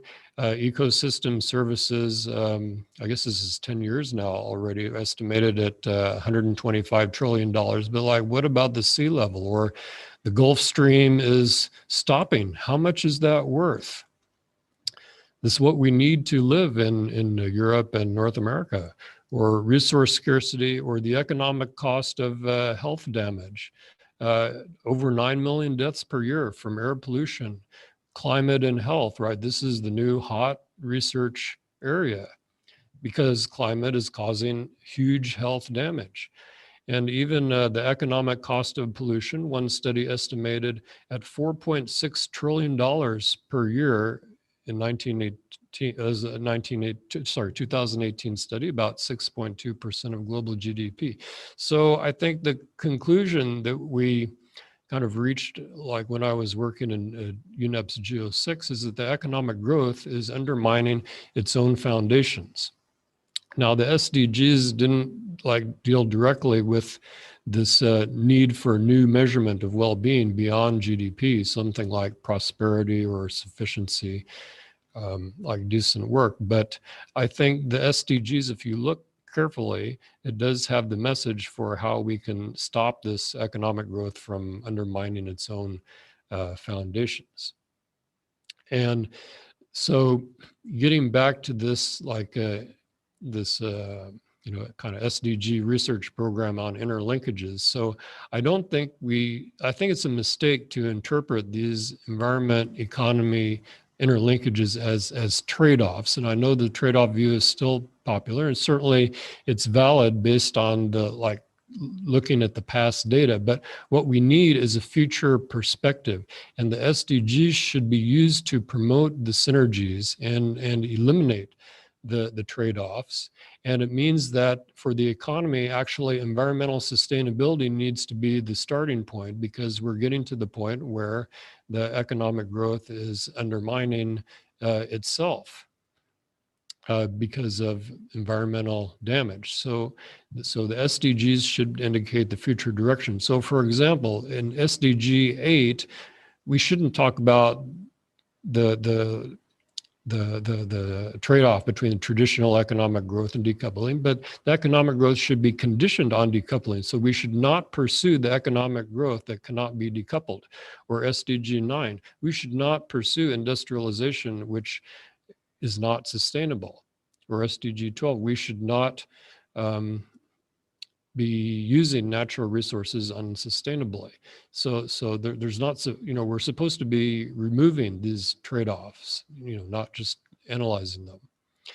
And another key link between economy and environment that I think is that in order to secure political support for sustainability, the environmental community needs to think more about economic prosperity, and then how the environmental sustainability can actually lead to jobs. And these concepts like degrowth or sufficiency, they're persuasive maybe to us in the academic community, but it's still difficult for political leaders and ordinary citizens to accept. And I think what people really want is decent work. And in the past, we've assumed that economic growth leads to decent work, but what we've seen is actually it doesn't. Maybe it seems to lead more to inequality rather than decent work. So what we need to do is focus on how to provide the decent work. And even green jobs, a lot of people who are supposed to be benefiting from the green jobs, they're skeptical about it, especially like older, less educated workers. They don't think that renewable energy jobs are going to pay as much as fossil fuel jobs, and they're not going to support the sustainable economy transition unless we can show them what kind of job that they can get, and that they can visualize, okay, if I quit my job at the coal mine, that I can get this other job that pays just as much. And if we can't show that, then we won't get political support. And they need to be jobs with that people with modest education and training can do, and preferably in the area where they already live, because they don't want to move hundreds of kilometers away to get their green job. And so we might not be able to do this just through markets. And maybe as a kind of aside, I should note that even in the environmental SDGs, there was some kind of economic element, maybe not really directly focusing on jobs, but I think in the environmental community, we need to think about how we can conserve the ocean and land ecosystems while creating jobs doing so. So in not just renewable energy, but like in the circular economy or ecosystem services, or even just like monitoring and enforcement, sustainable transport, like environment ministries, right? They're understaffed. These should be jobs. It's not a cost. But definitely we need to find jobs for people who are left behind, and the people who are losing jobs in the unsustainable industries. So I know my time is about up, so I'm going to conclude. And just so again, this concept of a trade-off is based on the past trends, but we know now that the environment is the foundation of the economy, and the SDGs show the way to the sustainable economy based on environmental sustainability. And so the trade-offs need to be resolved. And the SDGs also call for an integrated approach. And this is, if you look at the targets, it's actually, the integrated approach is actually there. The government's put it there already. And then the paradigm is not economic growth anymore. It's human well-being, which is provided by an environmentally sustainable economy with decent work. And to get political support for sustainable development, we need to really focus on how to provide realistic, sustainable, decent work for the people who are left behind and who are going to be coming out of the unsustainable industries. So thank you very much. Thank you very much, Mark, for that and for highlighting these important interlinkages between the sustainable development dimensions and how the environmental aspect is really a basis foundation for economic sustainability.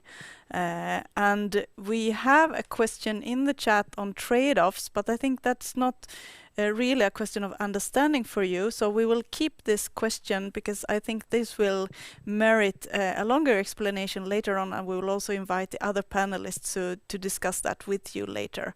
So thank you very much for your presentation. Thank you also from my side, Mark, and I think I exactly knew why I invited you, and the auditorium might give me the rights that I did correct to invite you for this topic. It was a great presentation. Without further ado, we come to the next speaker, and that's Jane Mariara. Jane is a professor at Nairobi, and she's a professor of economics.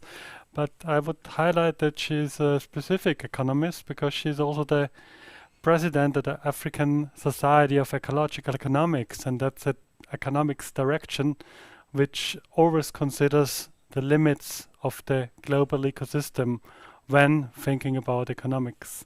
So we're looking forward to your presentation, Jane. Welcome to our society, welcome to our conference, and the floor is yours. Please, 15 minutes, and then we make Q&As of understanding. Thank you. Thank you, Volker, and thank you for this opportunity. As I share my slides, first, I would say that I'm very excited to be here. Thank you for inviting me. But also, I say that maybe I wear too many hats. So today, I will not present maybe as the president of the African Society for Ecological Economics. I will wear more of my economist hat and present more on issues of inequality, because I'm more of a development economist, and issues of inequality, issues of social exclusion, inclusion are very close to my heart, especially because I do quite a bit of work on multidimensional measures of poverty. And I believe that if we are going to tackle sustainability, then we really have to tackle the inequalities that we have across the world. So my presentation, I will be looking quickly on inclusion of the SDGs in the SDG 10 in the SDG agenda, why we should be concerned about inequality, inequality before the pandemic, what we knew, and now during the pandemic, what is happening, then implications of inequalities on sustainability.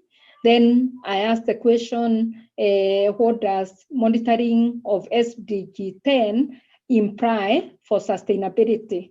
And finally, I'll make some concluding remarks. So basically, what we know, for those of us who study inequality, you are very aware that we have an SDG 10, Sustainable Development Goal, which was actually included in the SDGs. And one of the key issues with this is that there was the pledge, of course, in the Agenda 2030 to reduce inequalities, both within and between countries.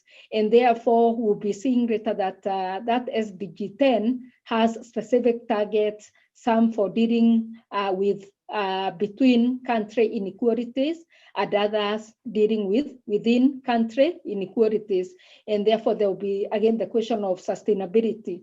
The crucial role of SDG 10 is very evident, given that there's an interlink between all the SDGs just what we've been hearing over the last couple of days and even earlier today, is that tackling economic inequality is important if we are going to achieve other SDGs and thus sustainability. Why? Because if we think about reducing poverty, improving health, dealing with gender equality, dealing with even environmental sustainability, which my colleague Mark has just spoken about, dealing with economic growth, and so many other aspects that we are discussing in this conference, then it means that we must actually first tackle inequality. But then we note that one difference with the SDGs is that the difference with the SDGs and the Millennium Development Goals is that the MDGs targeted more of aggregate issues, thinking about aggregate achievements, but at least SDGs have gone to disaggregation, and this is where inequality comes in. So then, focusing more on the SDG 10 and maybe narrowing down, we know very well that the SDG 10 looks at both, or there are specific targets. We have target 1 to 4 that look at within country inequalities, but then we also have the other targets which look at between country inequalities. Why here I'm interested with within country inequalities is because if we are thinking about how we are going to link inequality and sustainability, if we are thinking about how we are going to bring about sustainability, then maybe the best starting point is within countries. And what we see with targets 1 to 4, maybe 1, 2, 3, and 4, is that though we have, for instance, the first target that is talking about sustainable income growth for the bottom 40% of the population, we have the second one, which is talking about empowering and promoting socio, economic, and political exclusion. And then we have target 3, which is talking about equal opportunity and reducing inequalities of outcomes. Maybe I should emphasize their outcomes because we know that it's among the poor where inequalities of outcomes have important implications, whether it's for environmental degradation, for resource use, and so forth. And here we can go further and talk about eliminating discriminatory laws. And then finally, we have target 4, which is talking about adopting policies, especially fiscal, wage, social protection, and so forth, in order to achieve greater inclusivity. Now, why I'm looking at this is that we see that each of these targets, and we can look at the particular sub-target there, they would have actually important implications for reducing inequality, and this would have implications on sustainability, whether it's at the resource use, whether it's at production, at consumption, or even governance. But we note that at the initial design of the SDGs, what was missing actually was how we are going to measure inequality, whether within or between countries, even with the targets. And therefore, in 2020, we've had the inclusion of specific measures. If you look at sub-target 10.4.2, the Gini index actually of pre-fiscal per capita income was introduced in 2020 because it was recognized that it was going to be, there was absence of an actual measure of inequality and inclusion. And actually, there was quite a big debate as to why first we needed to include SDG as a different or as a standalone goal, and whether from there we needed to go deeper or further and actually measure inequalities. Then in my next slide, I'm talking about then this inclusion and the debate about the inclusion of inequality. As I've said earlier, inequality as a goal was missing in the Millennium Development Goals. At really, there has been one very contested goals in the SDGs. And as I've said, for instance, even some measures are just being introduced as late as last year. But if you look at the works of Fukuda Pa 2017, he actually documents very well the process that led to the inclusion of this SDG measuring inequality. And he goes further to tell about the debate that was there and the kind of resistance that was there in including the goal. And the idea was that inequality should not be reflected in the new agenda as a separate measure, but it should be measured alongside other issues. But there were two perspectives about inequality, which implied different policy responses, and this is what was leading to the resistance. The first one is that extreme inequality or vertical inequality distribution was considered, and it was felt that there would be concern over the concentration of power and wealth among elites. And so this was bringing that resistance that just through this inclusion, then it will be exposing this kind of power, rules, and differences.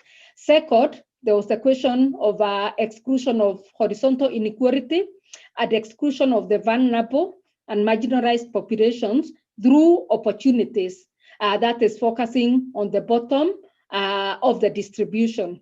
But note that why this is even more critical is because we know that the marginalized, once they are excluded from opportunities, then they are the ones who end up degrading the environment through use of resources. Still, another view is that target 10.1 on vertical economic inequality is measured against an indicator of social inclusion or poverty alleviation, which actually creates incentives to adopt pro-poor growth. But there's no indicator that reflects trends in the distribution of income within countries or inequality between countries included. So basically, all I'm alluding to here is that there was this resistance. We've seen that from the Millennium Development Goals, we actually omitted a concrete measure of inequality. Then there was this debate in the SDGs whether we should include or whether we should not include. And even after it was agreed that we should include, then the question was whether we should go to the full extent. And Fukuda and others have argued actually on the importance of including SDG 10, but also going beyond that, ensuring that we have measurable outcomes.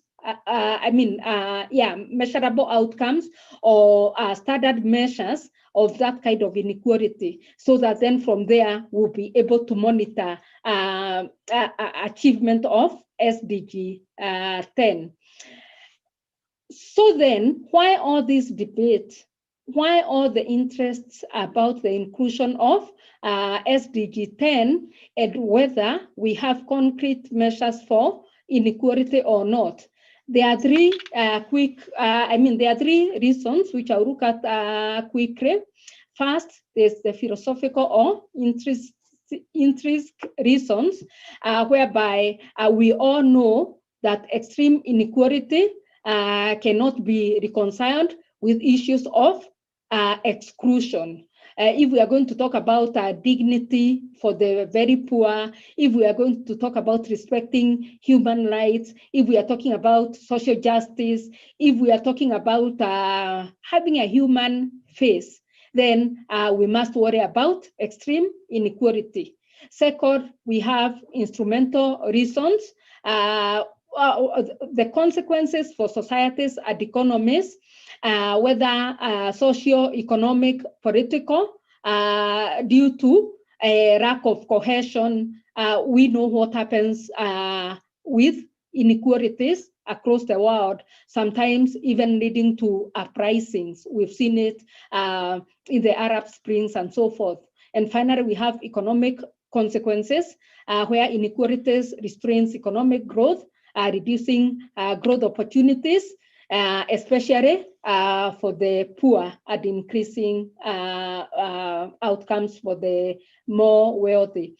Okay, I had two slides, one that was going to look at inequality before the pandemic and one after the pandemic. But I think because of interest of time, I'll just mention very quickly that we know what was happening to inequalities before the pandemic, and the World Social Report 2020 documents very well that inequality was actually increasing even as incomes were increasing. And in some countries, even with similar levels of development, we saw inequality threats increasing. And we know that there are global forces behind that, and among others, issues of sustainability or drivers of sustainability. Think about climate change, urbanization, international migration, and so forth, were all behind inequalities. And we know very well that our national policies and institutions were not necessarily doing well enough to address inequality, even before the pandemic. And then now with the pandemic, we face an even bleaker situation because inequalities have continued to increase. In some cases, we know the pandemic has brought opportunities, but overall, there are studies, though it's still work in progress, which are showing that actually we are likely to have worsening inequalities, either in outcomes or in incomes in many countries. And this is across the globe. It's not necessarily unique to the very poor, but it's also shown that fiscal policies have actually or are playing a big role in reducing inequalities during the pandemic. Just to almost conclude, the question is then, what would be the implications of inequalities on sustainability? We know that the inequalities that we have, whether they're in consumption or whether it's in production, first, the inequalities are quite high between countries, but then we know that in the poor countries, it's more of the rich countries that actually kind of control consumption and production. They're the ones which will contribute more to environmental issues such as greenhouse gas emissions, global warming, ecological footprints, etc. Yet the poorer countries who have hit worst by these outcomes will have less resources to deal with these issues. The poor countries really have no capacity to enforce environmental regulation, whether it's from multinational companies or whether it is imported. And then we also know that poor countries or communities are more reliant on natural resources, but usually have retro influence over policies that govern resource use, especially again where there are large multinationals that are involved at creating pollution. So then what we are saying is that inequalities will have huge implications on sustainability, especially environmental, both at home and also from external, or can I say external and internal consequences. Then finally, the question is that is whether we are really able to monitor what happens with inequalities across the world or with the SDGs given or using SDG 10. What I show there, I will not go there because of time, is that really we are lacking data to monitor the progress of SDG 10. Maybe I'll show here, for instance, taking the first measure from the first SDG or SDG 10.1, looking at the annualized average growth rate in per capita consumption or income for the poorest 40% of the population. We see, for instance, that we do not have data to monitor that in Africa and Australia, whereas we can monitor that in most of the rest of the world. Looking at this, looking at inequalities in terms of labor share of gross domestic product, again, we see that we can monitor that maybe in America, in Europe, in Australia, in the Far East, a bit, maybe Japan and so forth, but we cannot measure that for the rest of the world. So what we are saying is that we will have a problem trying to connect our SDG 10 to the outcomes across the world, including maybe environmental issues, although I leave that to the ones who are focusing on environment. So to conclude, what I'm saying is that the inclusion of a standalone goal about inequality was due to the recognition of the importance of inequality worldwide, and also the result of a complex process of advocacy and resistance, and there are reasons for that. Then I also note that the metrics of the goal address shared prosperity or economic inclusion, instead of focusing on extreme inequalities around the income distribution. And these are the ones that would have greatest implications for sustainability. Then the failure to monitor the SDG 10 and to address inequalities has adverse implications for sustainability, because then we can't tell which direction we go.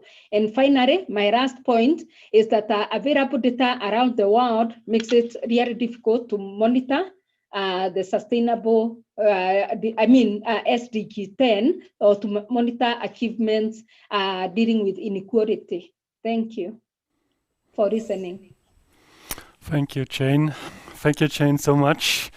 I think you contributed really very well to this whole conference. We had yesterday a presentation by also a person on social inequality, and you brought it now really from the perspective of economic inequality, and you brought, I think, very much of ecological economics also in there. I can say I'm in the board of the International Society of Ecological Economics, as you know, so well done. Thank you so much. I have not seen any question of understanding in the chat, so might be we go quickly to the next speaker.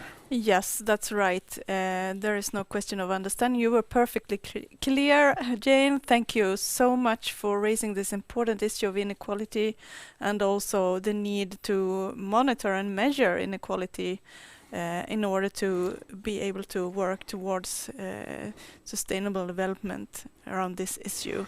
So thank you very much. I will now go over to introduce the third speaker, which is Ranjula Bali-Swain. Ranjula Bali-Swain is Professor of Economics in Södertörn University in Stockholm, and also visiting professor and research director at the Center for Sustainability Research, CSR and MISM, at Stockholm School of Economics. And your research focuses on sustainable development, environmental economics and development. So we're really, really glad to have you in the panel today, Ranjula. So I hand over the word to you. Thank you, and thank you for inviting me in a panel with Jane and Mark, because I think what I'm going to speak about today, in fact, ties up very well with some of the concepts and issues that both of them were trying to present. And hopefully, let me just begin by sharing my slide. So what I'm going to talk about is Sustainable Development Goals, predicaments and strategies.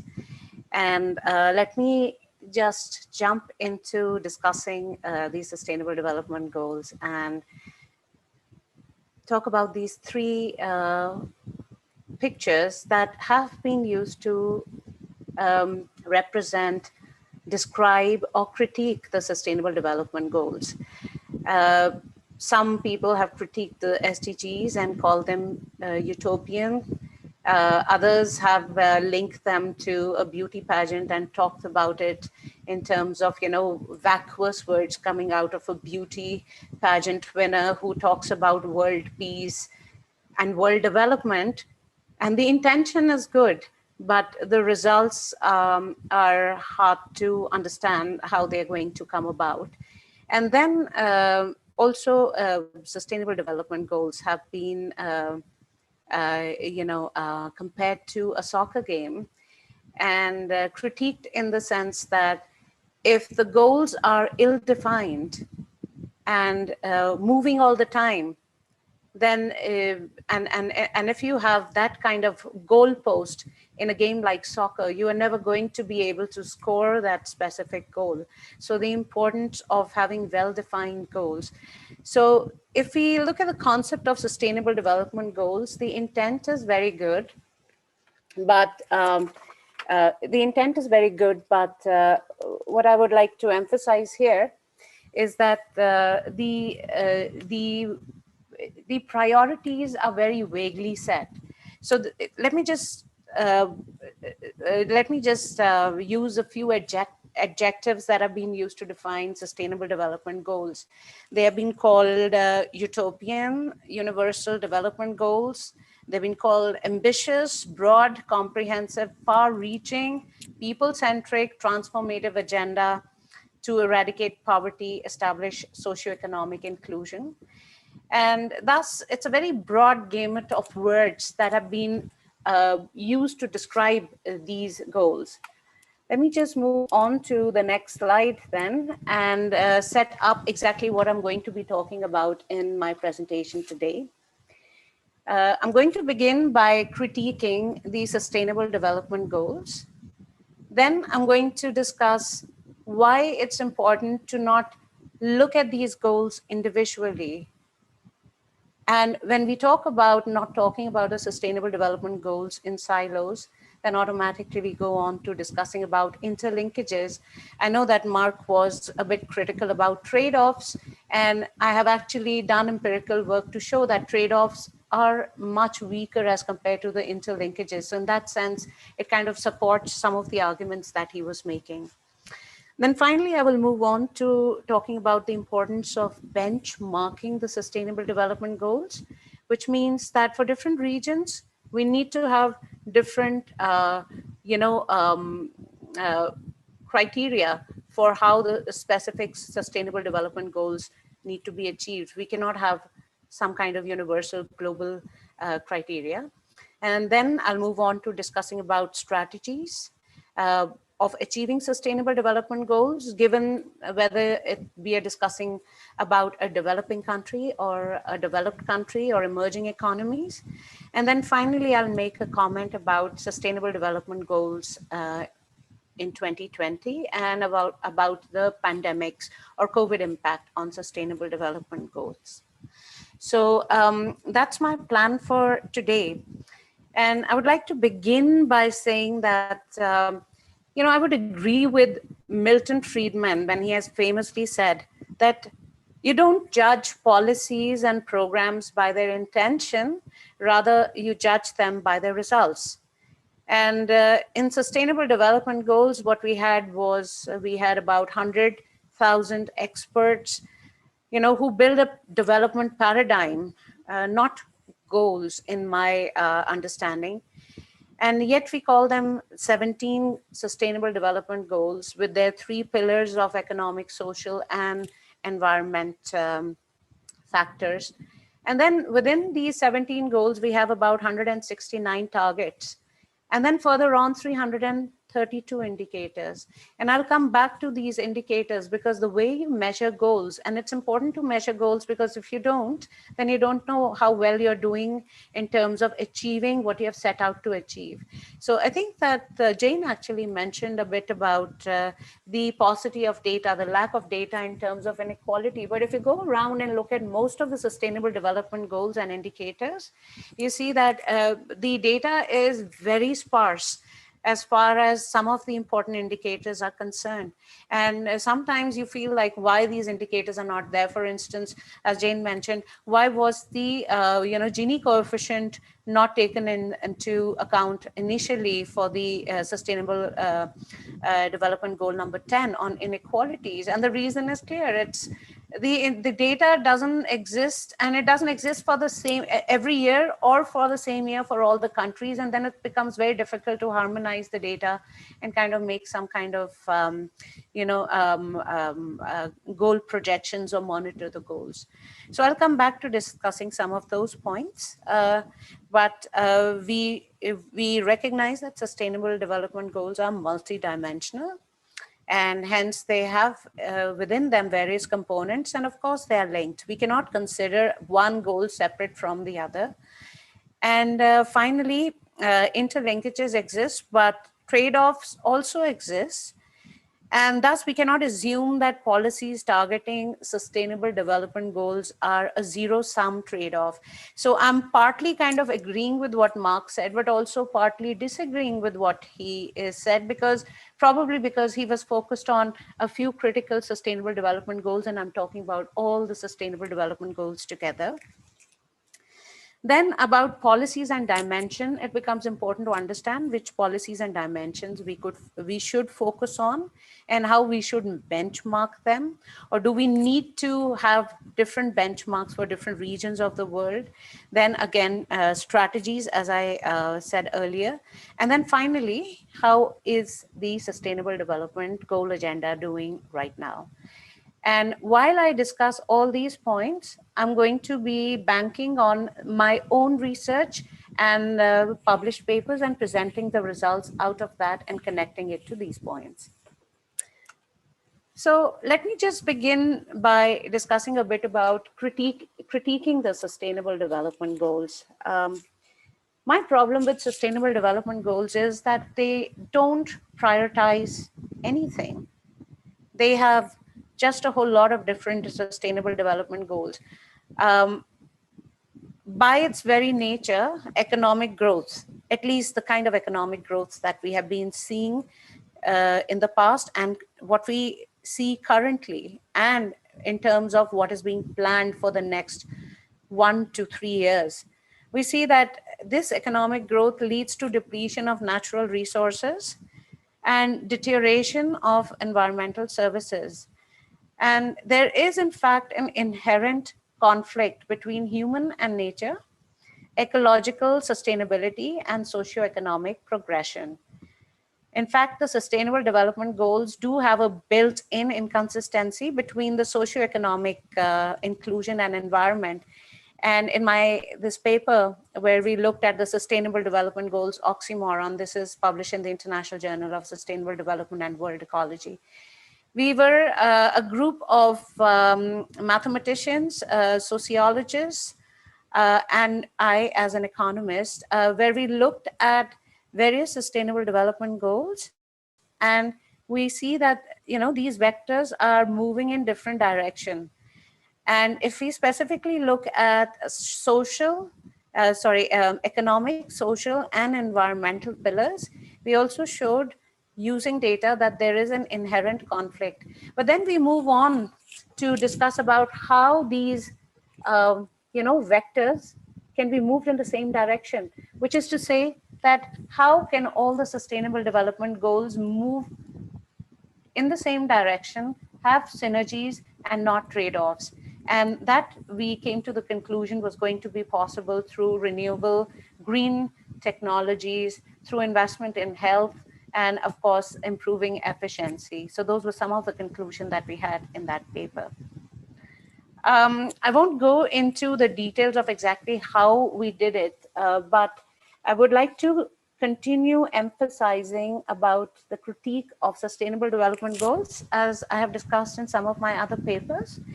And what I have argued is that they're difficult to quantify, they're ambiguous in nature, and they are difficult to monitor, they're difficult to implement. So they're good, they give you good directions and goals to proceed towards in terms of a development paradigm. But when it actually comes to making that progress, it becomes very difficult to implement them. They are, just by their very nature, non-binding. So each country and region creates its own regional or national plan. There is no kind of coordination. Of course, these things, these goals cost us resources, financial resources and investments.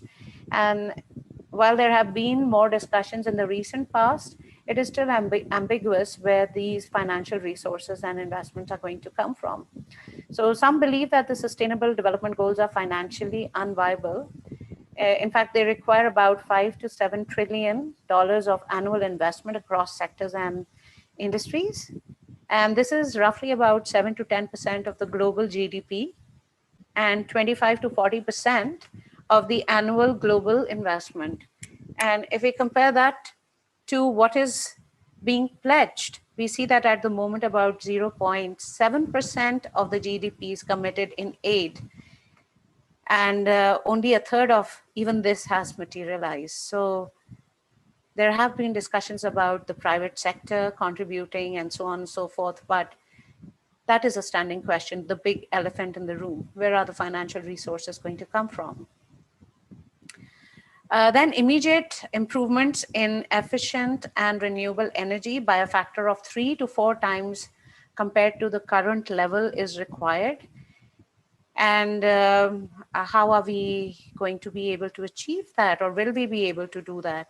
The problem is that the answers to the Sustainable Development Goals don't lead to actions. It's unclear who should be taking the responsibility, whether it's going to be collective, whether it's going to be shared responsibility. It's not clear. And the actions and the only way to induce progress are also not clearly defined. In fact, Copenhagen consensus has been quite pessimistic actually about Sustainable Development Goals when they did the cost benefit analysis and came to the conclusion that it was poor value for money. So for climate change, large scale changes in energy system and land use and cutting the emissions to 40 to 70% of the 2010 level by 2050 is required. And we need to have zero emissions by 2100. These are very difficult, very ambitious goals. I'm not saying they're not achievable, but so far, based on the evidence that we see in terms of the progress that has been made, it looks very difficult. So then let me discuss a bit about interlinkages. If we have more particular questions later on, we can go into more detail. But what I'm trying to show here in this World Development Paper is that I and together with a statistician, we looked at different nodes, and each of these nodes are actually indicators for Sustainable Development Goals. And we color coded them in terms of, if they are red, they are, social indicators. If they're blue, they are indicators for the Sustainable Development Goals and sub-targets that are connected to the economy. If they're green, they are connected to the climate. And if they are orange, they're connected to institutional factors. And so we try to say that interlinkages are inevitable. I mean, if you keep the weak interlinkages, you will get a messy, everything is actually connected to everything else, right? And this we are basing on some kind of low threshold. Here we have a medium threshold where we have strong connections that we are taking. And then we get a slightly more nuanced picture in terms of which goals are working together. And what you see here are a lot of black connections. So if V6, which is an indicator, which is an indicator for a social sustainable development goal, is connected to V8, that's another social development goal indicator. And that edge there shows the linkage between the two and the positive linkage. Like this, we also had some of the negative linkages, which were represented as red in color, and those were actually the trade-offs. And those trade-offs, as you can see in our diagram, in our network figure here, you don't see them pretty often. So it was, those trade-offs had very low trade-off links. So that's kind of good news and actually supports what Mark was saying in terms of focusing on the synergies. And I can go more into details, but here is if you really take the connections as very strong, if the threshold of connection is very high, and you only talk about the strong connections, sorry, you will get an even more nuanced picture, but then these would be taken only the very strong synergies into account.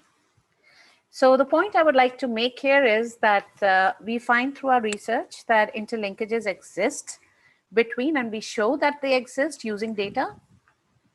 And this is global data, and that they exist between various sub-targets also. And in fact, that's where the nuanced development picture really lies when you connect the sub-targets and the indicators. Synergies reinforce positive interlinkages, trade-offs encapsulate the various inconsistencies within these target SDGs.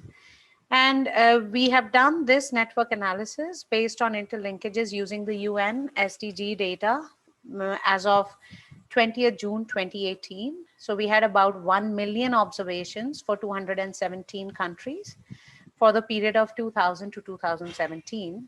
And ultimately, we used 105 indicators. And the reason we were only able to use 105 indicators is precisely because the data is very bad on the remaining indicators. We have 332 in total. We can discuss more about it later on. So this network visualization is, sorry, I said global, but this is actually based on the OECD countries where the data is the best. And based on the centrality measures and modularity and automatic community detection, which are techniques used in network analysis, we actually identified which policies work well together. So for instance, here, this cloud here of policies is actually connecting institutional and gender aspects within the Sustainable Development Goals, this cloud here. Whereas this one is connecting institutional with the social, environment, and economic, and very specific sub-targets. And this one, for instance, is dominated by the economic, social, and environmental sub-targets. So why are we trying to do this? Because we want to understand how exactly are we going to achieve these sustainable development goals, not in silos, but all together, and which policies work together and which don't. Then next point I wanted to make was on benchmarking. And this is again from the same paper. And some things are clear right from the beginning. Here we have, so here we're using medium threshold connections, interlinkages for all the different groups. Here, this we have is OECD countries. Here we have South Asia. This is the story for East Asia. Here we have for Latin America. This is a story for Sub-Saharan Africa, and then the Middle Eastern and North African countries. Now, of course, you can see some trade-offs here as far as the Sub-Saharan Africa is concerned. But something that you see right away is the fact that data is very limited here. The data is sparse. And that is a problem in monitoring the Sustainable Development Goals and creating policies. But it is also clear from these different network visualizations that we get for different regions that you need different development strategies for different parts of the world. What is going to work for one part of the world, like the OECD countries, is not necessarily what's going to work for some of the other regions, let's say a MENA region, Middle East and North Africa, or Sub-Saharan Africa. And so benchmarking the Sustainable Development Goals or sub-targets or indicators to these specific regions is very important. We can discuss this in greater detail if there are questions about this later on. So let me move on to actually looking at strategies. And what we did was, here we have the world map, and here is our construct. This is something that we calculated. This is low sustainable development goal as you move towards the red hot, red, orange, yellows here, and greater sustainable development as we move towards the blues. So that gives you a visualization of the world. And of course, it's very clear that there's duality as far as the visualization is concerned. What we did in this specific paper, that again, I've done together with a professor of statistics, we've constructed a sustainable development goal latent measure. And then we have kind of visualize that, globally for different parts of the world. And this was based on 51 indicators with 117 countries. Again, we were limited with our data. The global analysis, and now this is just about the Sustainable Development Index that we calculated. We've also compared it to Human Development Index and also to the SDG index that is used by the United Nations, and we show that they are strongly correlated. But what we do further on is we've actually tried to look at the causality between environmental sustainable development goals, economic sustainable development goals, and social sustainable development goals or pillars, and looked at which ones are the most effective, in terms of achieving the sustainable development. And in this paper, the conclusion that we come to is this, that the developing countries should continue pursuing their Millennium Development Goals agenda, because Millennium Development Goals were focused on economic and social pillars. And at the same time, we also have had experience of collecting data for the past 15 years. So we have like a continuum of that data from the year 2000. And our results, we've actually done a regressional analysis, like a structural equation model.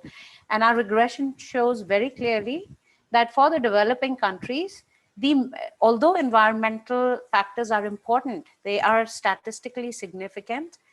If you really want to influence the sustainable development growth or sustainable development, you achieve the maximum impact by focusing on the economic and social pillars of sustainable development.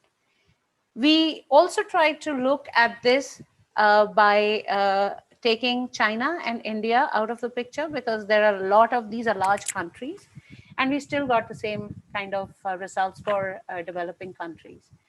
And then finally, we also looked at the set of developed countries. And what we find is that for the developed countries, they have their maximum impact on sustainable development if they focus on social and economic goals. Ranjula, excuse me for interrupting you. Do you have more slides to show now, because you have been speaking for 30 minutes instead of 15? So could you please wrap up? Yes, sorry about that. I get carried away each time I speak about SDGs. Here is my last slide. And let me quickly finish by saying that in this paper, what we find is we looked at the impact of the pandemic and how the Sustainable Development Goals are moving. And these are the various sub-targets. If it's green, it's positive impact of the pandemic. And if it's orange, it's negative impact of the pandemic. And what we find is that about 90% of the Sustainable Development Goals targets have negative impact from the pandemic. It really depends on how the leadership and the resources are pumped into the Sustainable Development Goals and dealing with the COVID pandemic. And let me stop there. And apologies for getting carried away. Thank you. Thank you very much for your detailed insights, and you're lucky that we don't have a question of understanding. So we can immediately go into the plenary discussion. And I would start with one overall question. Do we know in 2030 if we have reached the Sustainable Development Goals, or do we don't know it? So who wants to go forward with this? Perhaps somebody, Mark or Jane, with the first answer. And then please the others come in.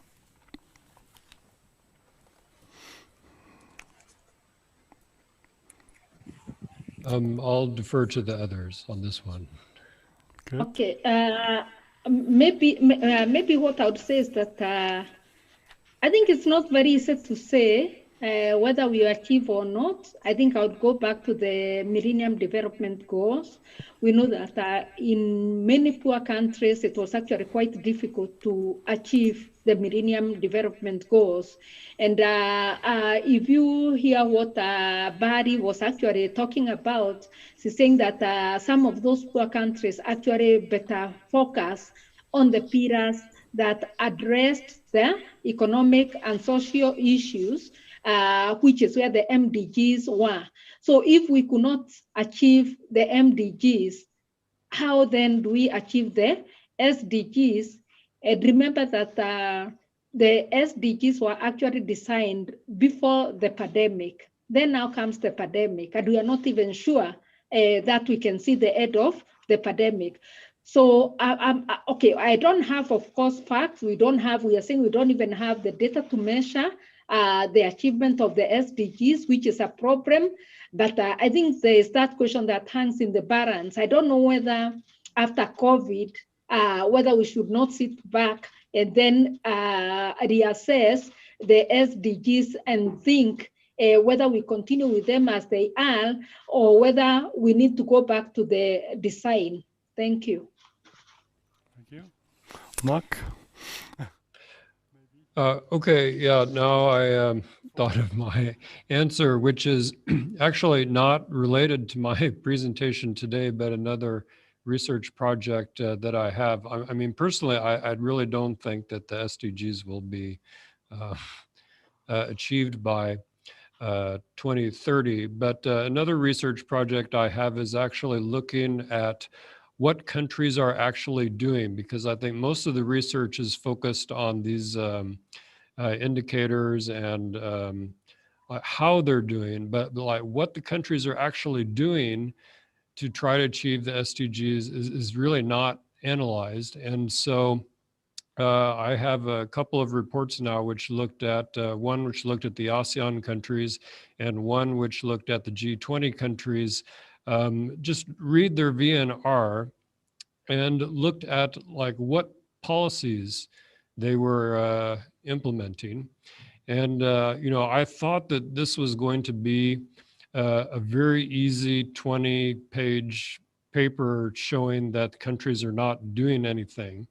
But these ended up being like 100-page reports, and so. But if you think about it, the countries, like the policies are like the SDGs are related to like all countries' policies. So to actually list all their SDGs is like list all their policies, and even in so like even the developing countries, if they got a good consultant to write their VNR, like even these small countries that come up with like hundreds of policies. Okay, but so what we really need to do is you know not just look at all these indicators, but what the countries are actually. So like, if countries have all these policies, like why aren't they achieving the SDGs? Right, and it's because so then you get into like, well, are the policies strong enough? Are they appropriate? Are they addressing the right things? Are they being implemented? Are they effective? And that kind of work is very hard, which I guess is why it's not being done. But like as like a research suggestion, right? This is what we really need to research. What are the countries doing, and you know, why aren't they doing enough? Thank you. Jula, brief question, brief answer perhaps? Yes, absolutely. Yeah, I think the 2020s was supposed to be the decade of action. And the idea was not to leave anyone behind as far as the SDGs were concerned. But if you look at the report that came out in 2020 last year by the UN, you already see, I think Jane also mentioned that we are already falling behind according to that. So I don't want to be too pessimistic because while we can be critical about the SDGs, we cannot do without this transformation. We need to go through this process, and COVID has taught us that if we continue to push the planetary, social, and biological boundaries in the name of economic development, nature will strike back. So, of course, we need to make these adjustments. And I think one good sign was the fact that last year there were a lot of, I think the investments in the green technology and was multiple times what it was expected. So we see that resources are flowing in the right direction. And I think that pandemic has also kind of shifted people to think about this, in a more real manner. It's not an abstract question anymore. So I'm hopeful, but of course it looks difficult, but I'm hopeful. Thank you. Thank you very much. I think I have a question too for all of you panelists. I was very much interested to hear you all talk about these interlinkages between the dimensions and also between the different SDGs and the ways we measure this. So this was really also inspiring. But how can you think about the economic dimension and see the economy and economic growth and the economic dimension as both as a barrier and a means to transformation? Could you please expand a little around that? I don't know who of you want to start. Okay, maybe this is more related to my presentation. And yeah, I think this is the critical issue of, what to do with economic growth, because it is easy to measure, but we have to distinguish between the kind of traditional unsustainable growth and how to decouple economic growth to make it more sustainable. And that's the issue is how to do it. And some people, if they, or governments, or if they take if they don't take an integrated view of the SDGs, then they still go with the unsustainable growth, and that may help achieve some dimensions, but then it's going to undermine other dimensions, and eventually it will undermine itself, right? That's the planetary boundaries argument. So I mean, what I guess what I'm trying to argue is that the SDGs actually do have a kind of direction priority, which is supposed to be environmental. Environmental sustainability has to be the starting point, and which means we need to, and it's the unsustainable economic growth that's causing the problem. The unsustainable economic growth is also related to inequality and undermining the social goals. It's not, and the people left behind are not benefiting from the traditional unsustainable economic growth. And so anyway, that's how I would interpret it. Thank you. Thank you very much. So do you want to comment on that too? Maybe I'll just pick up from where Mark has left, actually to agree with him that the way I look at it is that, as he has said, maybe I would even talk about lack of growth, lack of economic growth, because if you look at more of the poor countries in Africa, maybe the rest of the world, it's really the lack of economic growth or declining economic growth, which I guess is what Mark is calling unsustainable economic growth, that actually is a hindrance to economic transformation. Because then, if you cannot move from where you are, if economic growth is maybe leading to inequalities, then how then do you get economic transformation? So I'm just agreeing with Mark. Thank you. I have a different, I have a different take on this. I think that practically it needs to be done, in terms of action, and we can't do that without the participation of the private sector. And there needs to be, and I think that the private sector also understands this when we're talking about corporations and, value chains moving across different countries, but also within the countries. There has to be understanding that each and every process and practice has to move towards sustainability. And I think increasingly the private sector has that understanding and wishes to move in that direction. Thanks. Thank you very much, Volker. Yeah. We are moving into the questions and answers. Yeah, we have not that many questions yet, so please forward your questions more. And just to catch up with this interlinkages issue, I was quite surprised that there are more interlinkages than trade-offs, which came out of several of your presentations. And I wonder if this is the case because the SDGs are as such quite anthropocentric, yeah? And only 14 and 15, the environmental SDGs, address other species than humans, yeah? Where really those trade-offs then come stronger up perhaps, yeah? What do we use as humans? What do we leave other species perhaps? And this leads me to a more general question, perhaps a little bit a strange question, but when you think about leaving no one behind, who is included in the no one and how many? And behind what?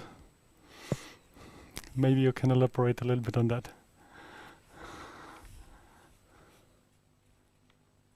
We're putting you to the test here.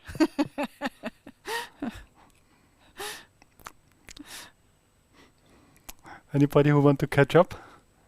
Or shall I elaborate a little bit more on the question? No, I agree, actually. Of course, no matter how much we want to move towards, taking into account other species and, beyond our individual human-centric view, by the end of it, SDGs, as they're implemented, are implemented by governments. It's the nature of SDGs, even if they were the intent was for them to be framed more broadly, the way they're interpreted and implemented is such that it automatically becomes even more kind of practical, human-centric, and so on. But so that's one. And then about what you were asking about not leaving anybody behind. Well, not leaving anybody behind is all the, when we're talking about the disadvantaged classes of people and species, perhaps also, both whether it's socially, environmentally, or economically. That's what we are talking about, not leaving anyone behind. It's about taking everybody along and moving towards a more sustainable kind of, it's a very inclusive, it's the Sustainable Development Goal agenda, or Agenda 2030, is about being socially, economically, and environmentally inclusive. So I think that that's what you're talking about. Maybe Mark or Jane could expand on that a little bit. Okay, yeah, I mean, I agree with you that the SDGs are very anthropocentric. And I think that that's actually a political strategy, and it's kind of related to my recommendation about focusing on jobs, because I think we have a lot of democratic governments, even the governments that are not democratic, but they still have to kind of keep an eye on public support. And the public doesn't really support environment. And so in the sustainable development community, we have to make the case that environmental sustainability is beneficial to humans and link it to well-being. Otherwise, what everybody really wants is resource-intensive traditional growth. And even I was working on United Nations Environment Program's Global Environment Assessment, GEO6, and that was the same logic. The theme was healthy planet, healthy people. So without a healthy planet, we'll not have healthy people. And I would also argue that without a healthy planet, we cannot have prosperous people, and my argument was the reverse. If we can't figure out a way to make people prosperous and don't leave anybody behind, or maybe especially the high-paid fossil fuel workers, don't leave them behind. then we're not going to get political support for environmental sustainability. That's just, that's how human politics works. Jane, do you want to add? Otherwise we go to the Q&As, or Yes, afterwards we go to the Q&As, please. Jane, anything to add? Okay. Yeah. Thank you. Maybe not much to add. I'll just say that I agree with Rajura and Mark, and say that yes, SDGs are mostly about inclusivity, and that is where you talk about leaving no one behind and look at all the dimensions, socio-economic. Then there's a broader one. I don't know whether to call it environmental, because this is where now you go to the non-humans, if you like it. Think about biodiversity, think about conservation, think about indigenous societies, and so forth. So I do agree that they are about that. Of course, there's the question about the achievement, measurement, and so forth.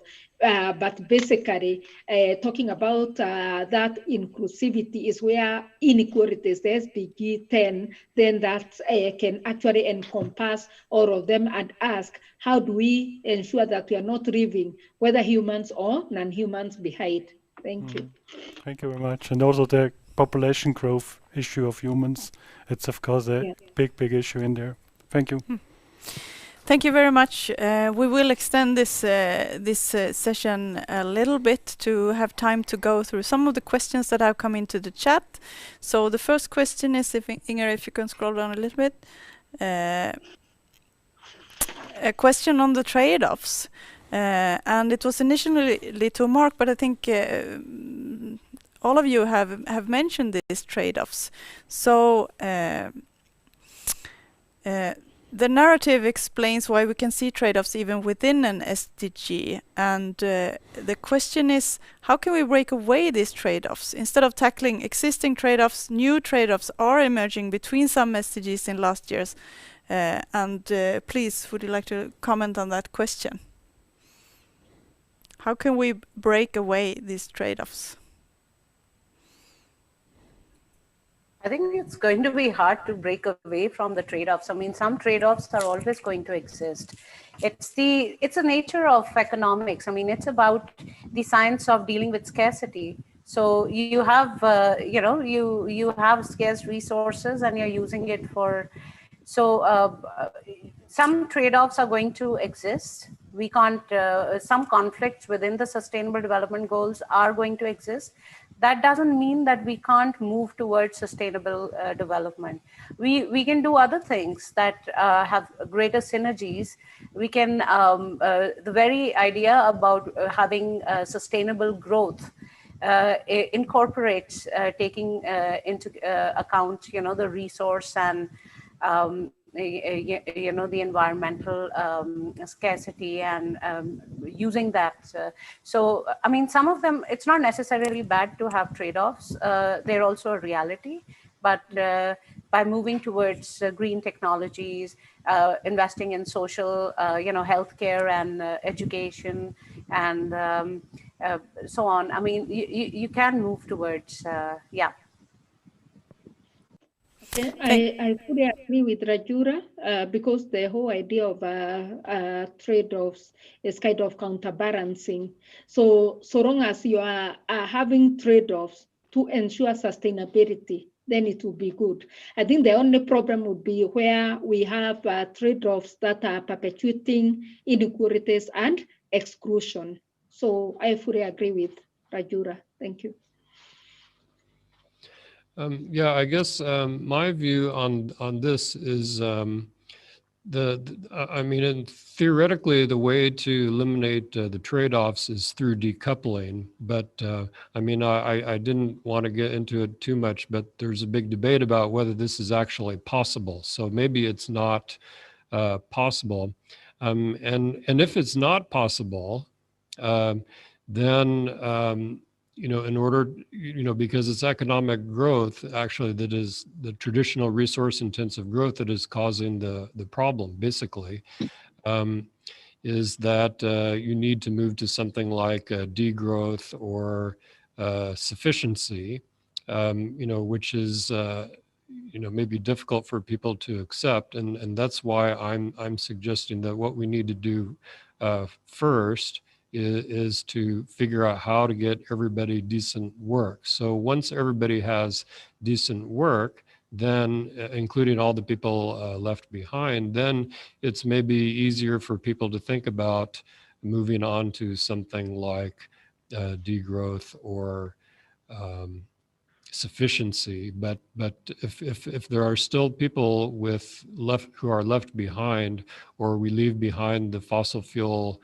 workers, then there won't be any political support for it. But yeah, certainly, like even renewable energy maybe is going to have some trade-offs. It needs land, it needs water. But so when we do renewable energy, what it means is that we're supposed to like keep this in mind from the beginning and try to implement it in a way that's minimizing the environmental trade-offs and not just having okay, renewable energy replaces fossil fuels, but we're still back to the problems of resource intensive growth. So yeah, anyway, I can't stay too much longer because I have to make sure I make the last bus home, otherwise I'll be stuck at the office all night. It's true. Thank you. It's true. Okay. Thank you for this reminder. Can we take another 5 minutes maximum? Is this possible for your last bus? Or is yeah, it maybe 5 minutes is about all I can manage. I okay. think. You just stand up and we see Mount Fuji. That's also fine. Just a few issues, a few questions. In Latin America, we have still political barriers associated with guaranteeing adequate management of natural resources, inadequate assignment of environmental licenses, low investment in environmental protection, among others. Among the elements you mentioned, which one do you think which could be a priority to overcome barriers? And that's about transformations actually. And the second question is about transformations.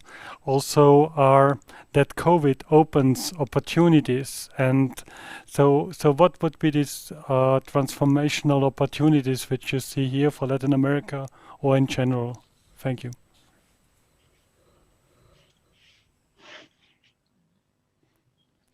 I think in the interest of Mark catching the bus, he should go first. All right, yeah, maybe I'll go first and Yeah. sign off.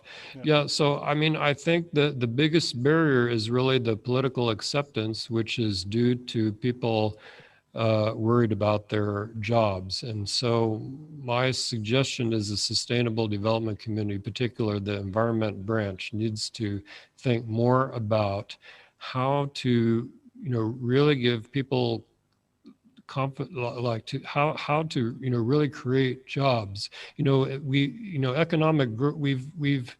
Economic growth has been the goal, but the kind of the assumption is not that we want economic growth. We want what economic growth is supposed to bring, which is jobs and prosperity.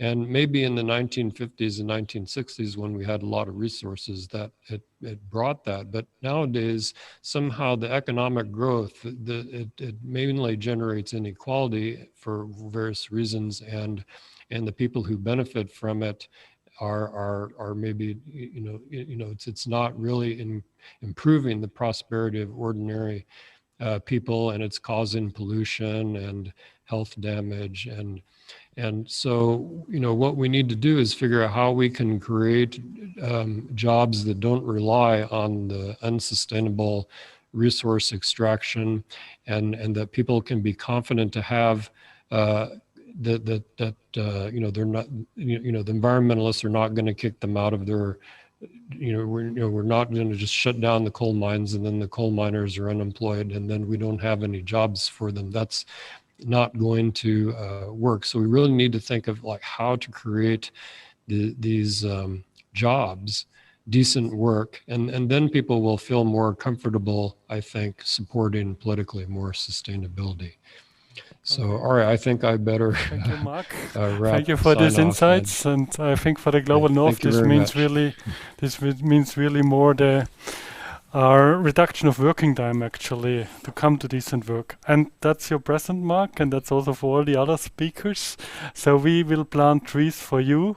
We will plant 10 trees, in particular in Africa, are for each of you, and that's a UN program, or a program which is affiliated with the UN Restoration Decade. So we will make sure that you get this certificate and we'll send it to you. And thank you, Mark, particular for your contribution. And if you want to leave now, Mark, please go ahead. Thanks, Catch I your appreciate bus. it, Volker. Okay. Yeah, sorry for Good keeping you that night, long. or good morning or good day. Bye-bye. I know how far it is up to Hayama, so please. Yeah, we would love to hear you also to talk about a little bit about this question if you like to. And then we catch up. Yeah. Okay, maybe I don't have a lot to say. Maybe what I would say, maybe looking more at the opportunities, maybe from COVID. I think the question was whether there are opportunities. Yes, I think there are opportunities and there are issues, and maybe looking at it broadly from low-income country perspectives. There are a lot of opportunities, of course, we know worldwide through carbon savings. We would all now be in Sweden, and we know, I think I listened also yesterday or the other day, when your students are actually trying to estimate the amount of carbon savings because of no travel and so forth. And there are a lot of areas that people have been actually able to save, whether it's fuel and so forth. But I think for the poorer countries, then there is still, going back to my SDG 10, perpetuation of inequalities, because though we've been able to leverage on technology and maybe to improve even our networking, having meetings like this and so forth, remember that the biggest proportion of the people in our countries actually do not have access to technology. So we've had cases where we had schools, for instance, closed in our countries for like 9 months. There are children who will not access any form of schooling at all during those periods, because then they are not in areas where they can be reached by technology and so forth. Of course, the issue of unemployment is worldwide, but of course, there are areas which are hardest hit and so forth. And we know that what happens in these countries when you have issues like that, then the poor turn to degradation of the environment because they try to make a living from the environment, and that will affect natural resource use and sustainability. So maybe broadly, that's how I would put it. But yes, there are opportunities and there are challenges arising from COVID. Thank you. Yeah.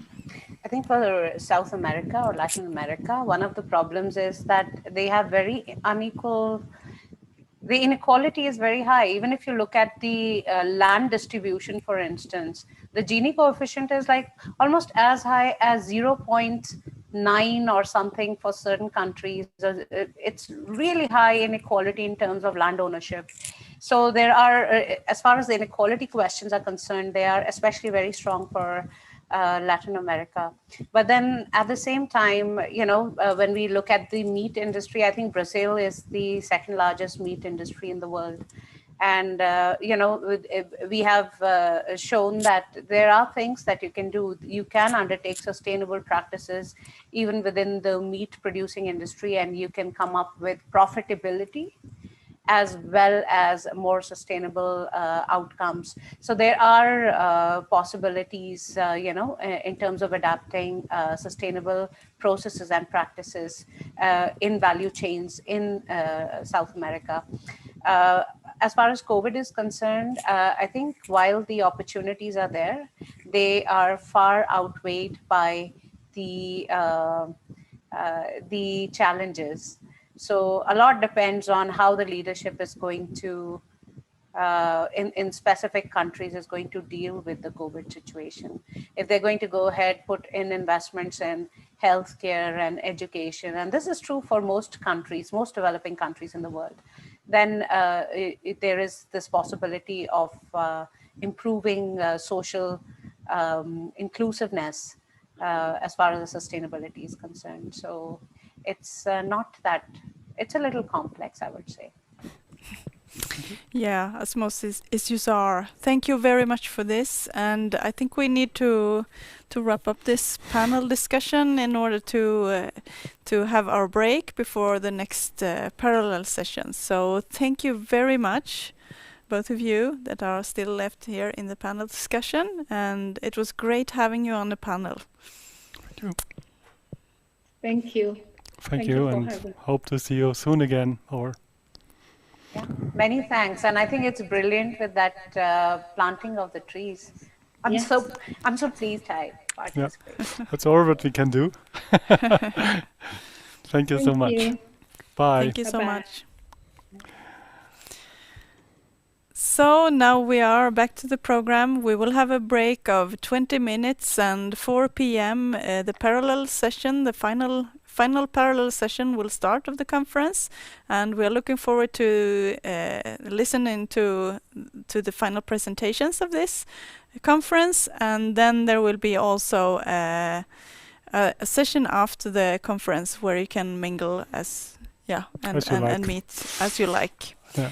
But we will conclude here from the studio and say thank you so much for engaging with us, participating in ISDRS 2021.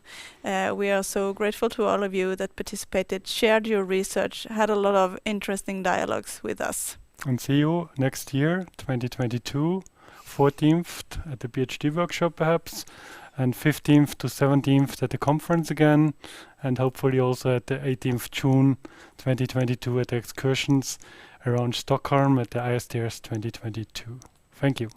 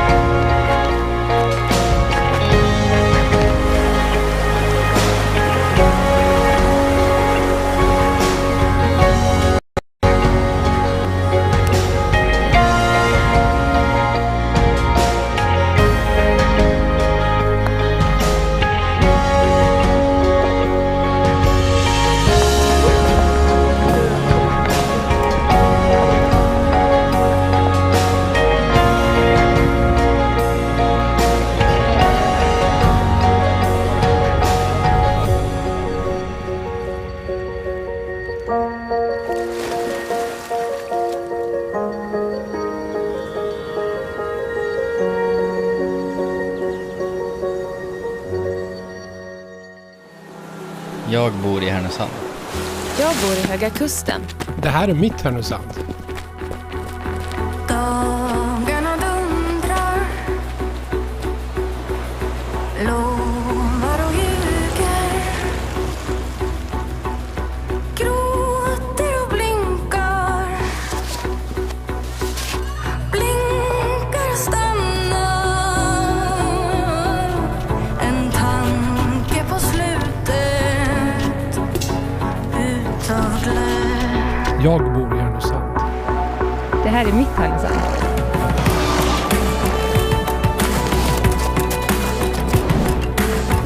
Jag bor i Härnösand. Det här är vårt Härnösand. Mitt Härnösand. Jag bor i Härnösand.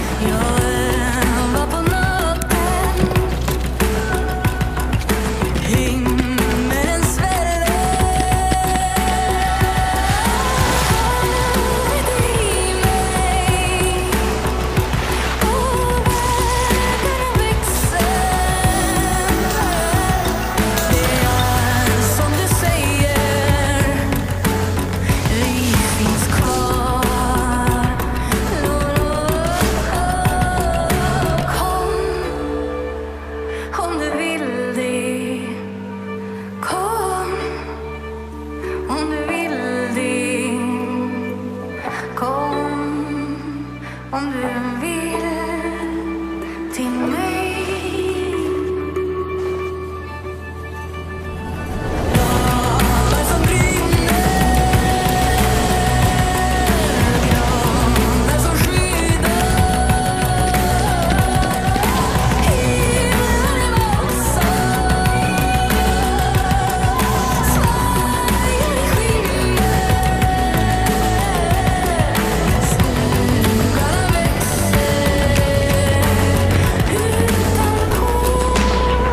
mitt Härnösand. Jag bor i Höga Kusten. Det här är vårt Härnösand.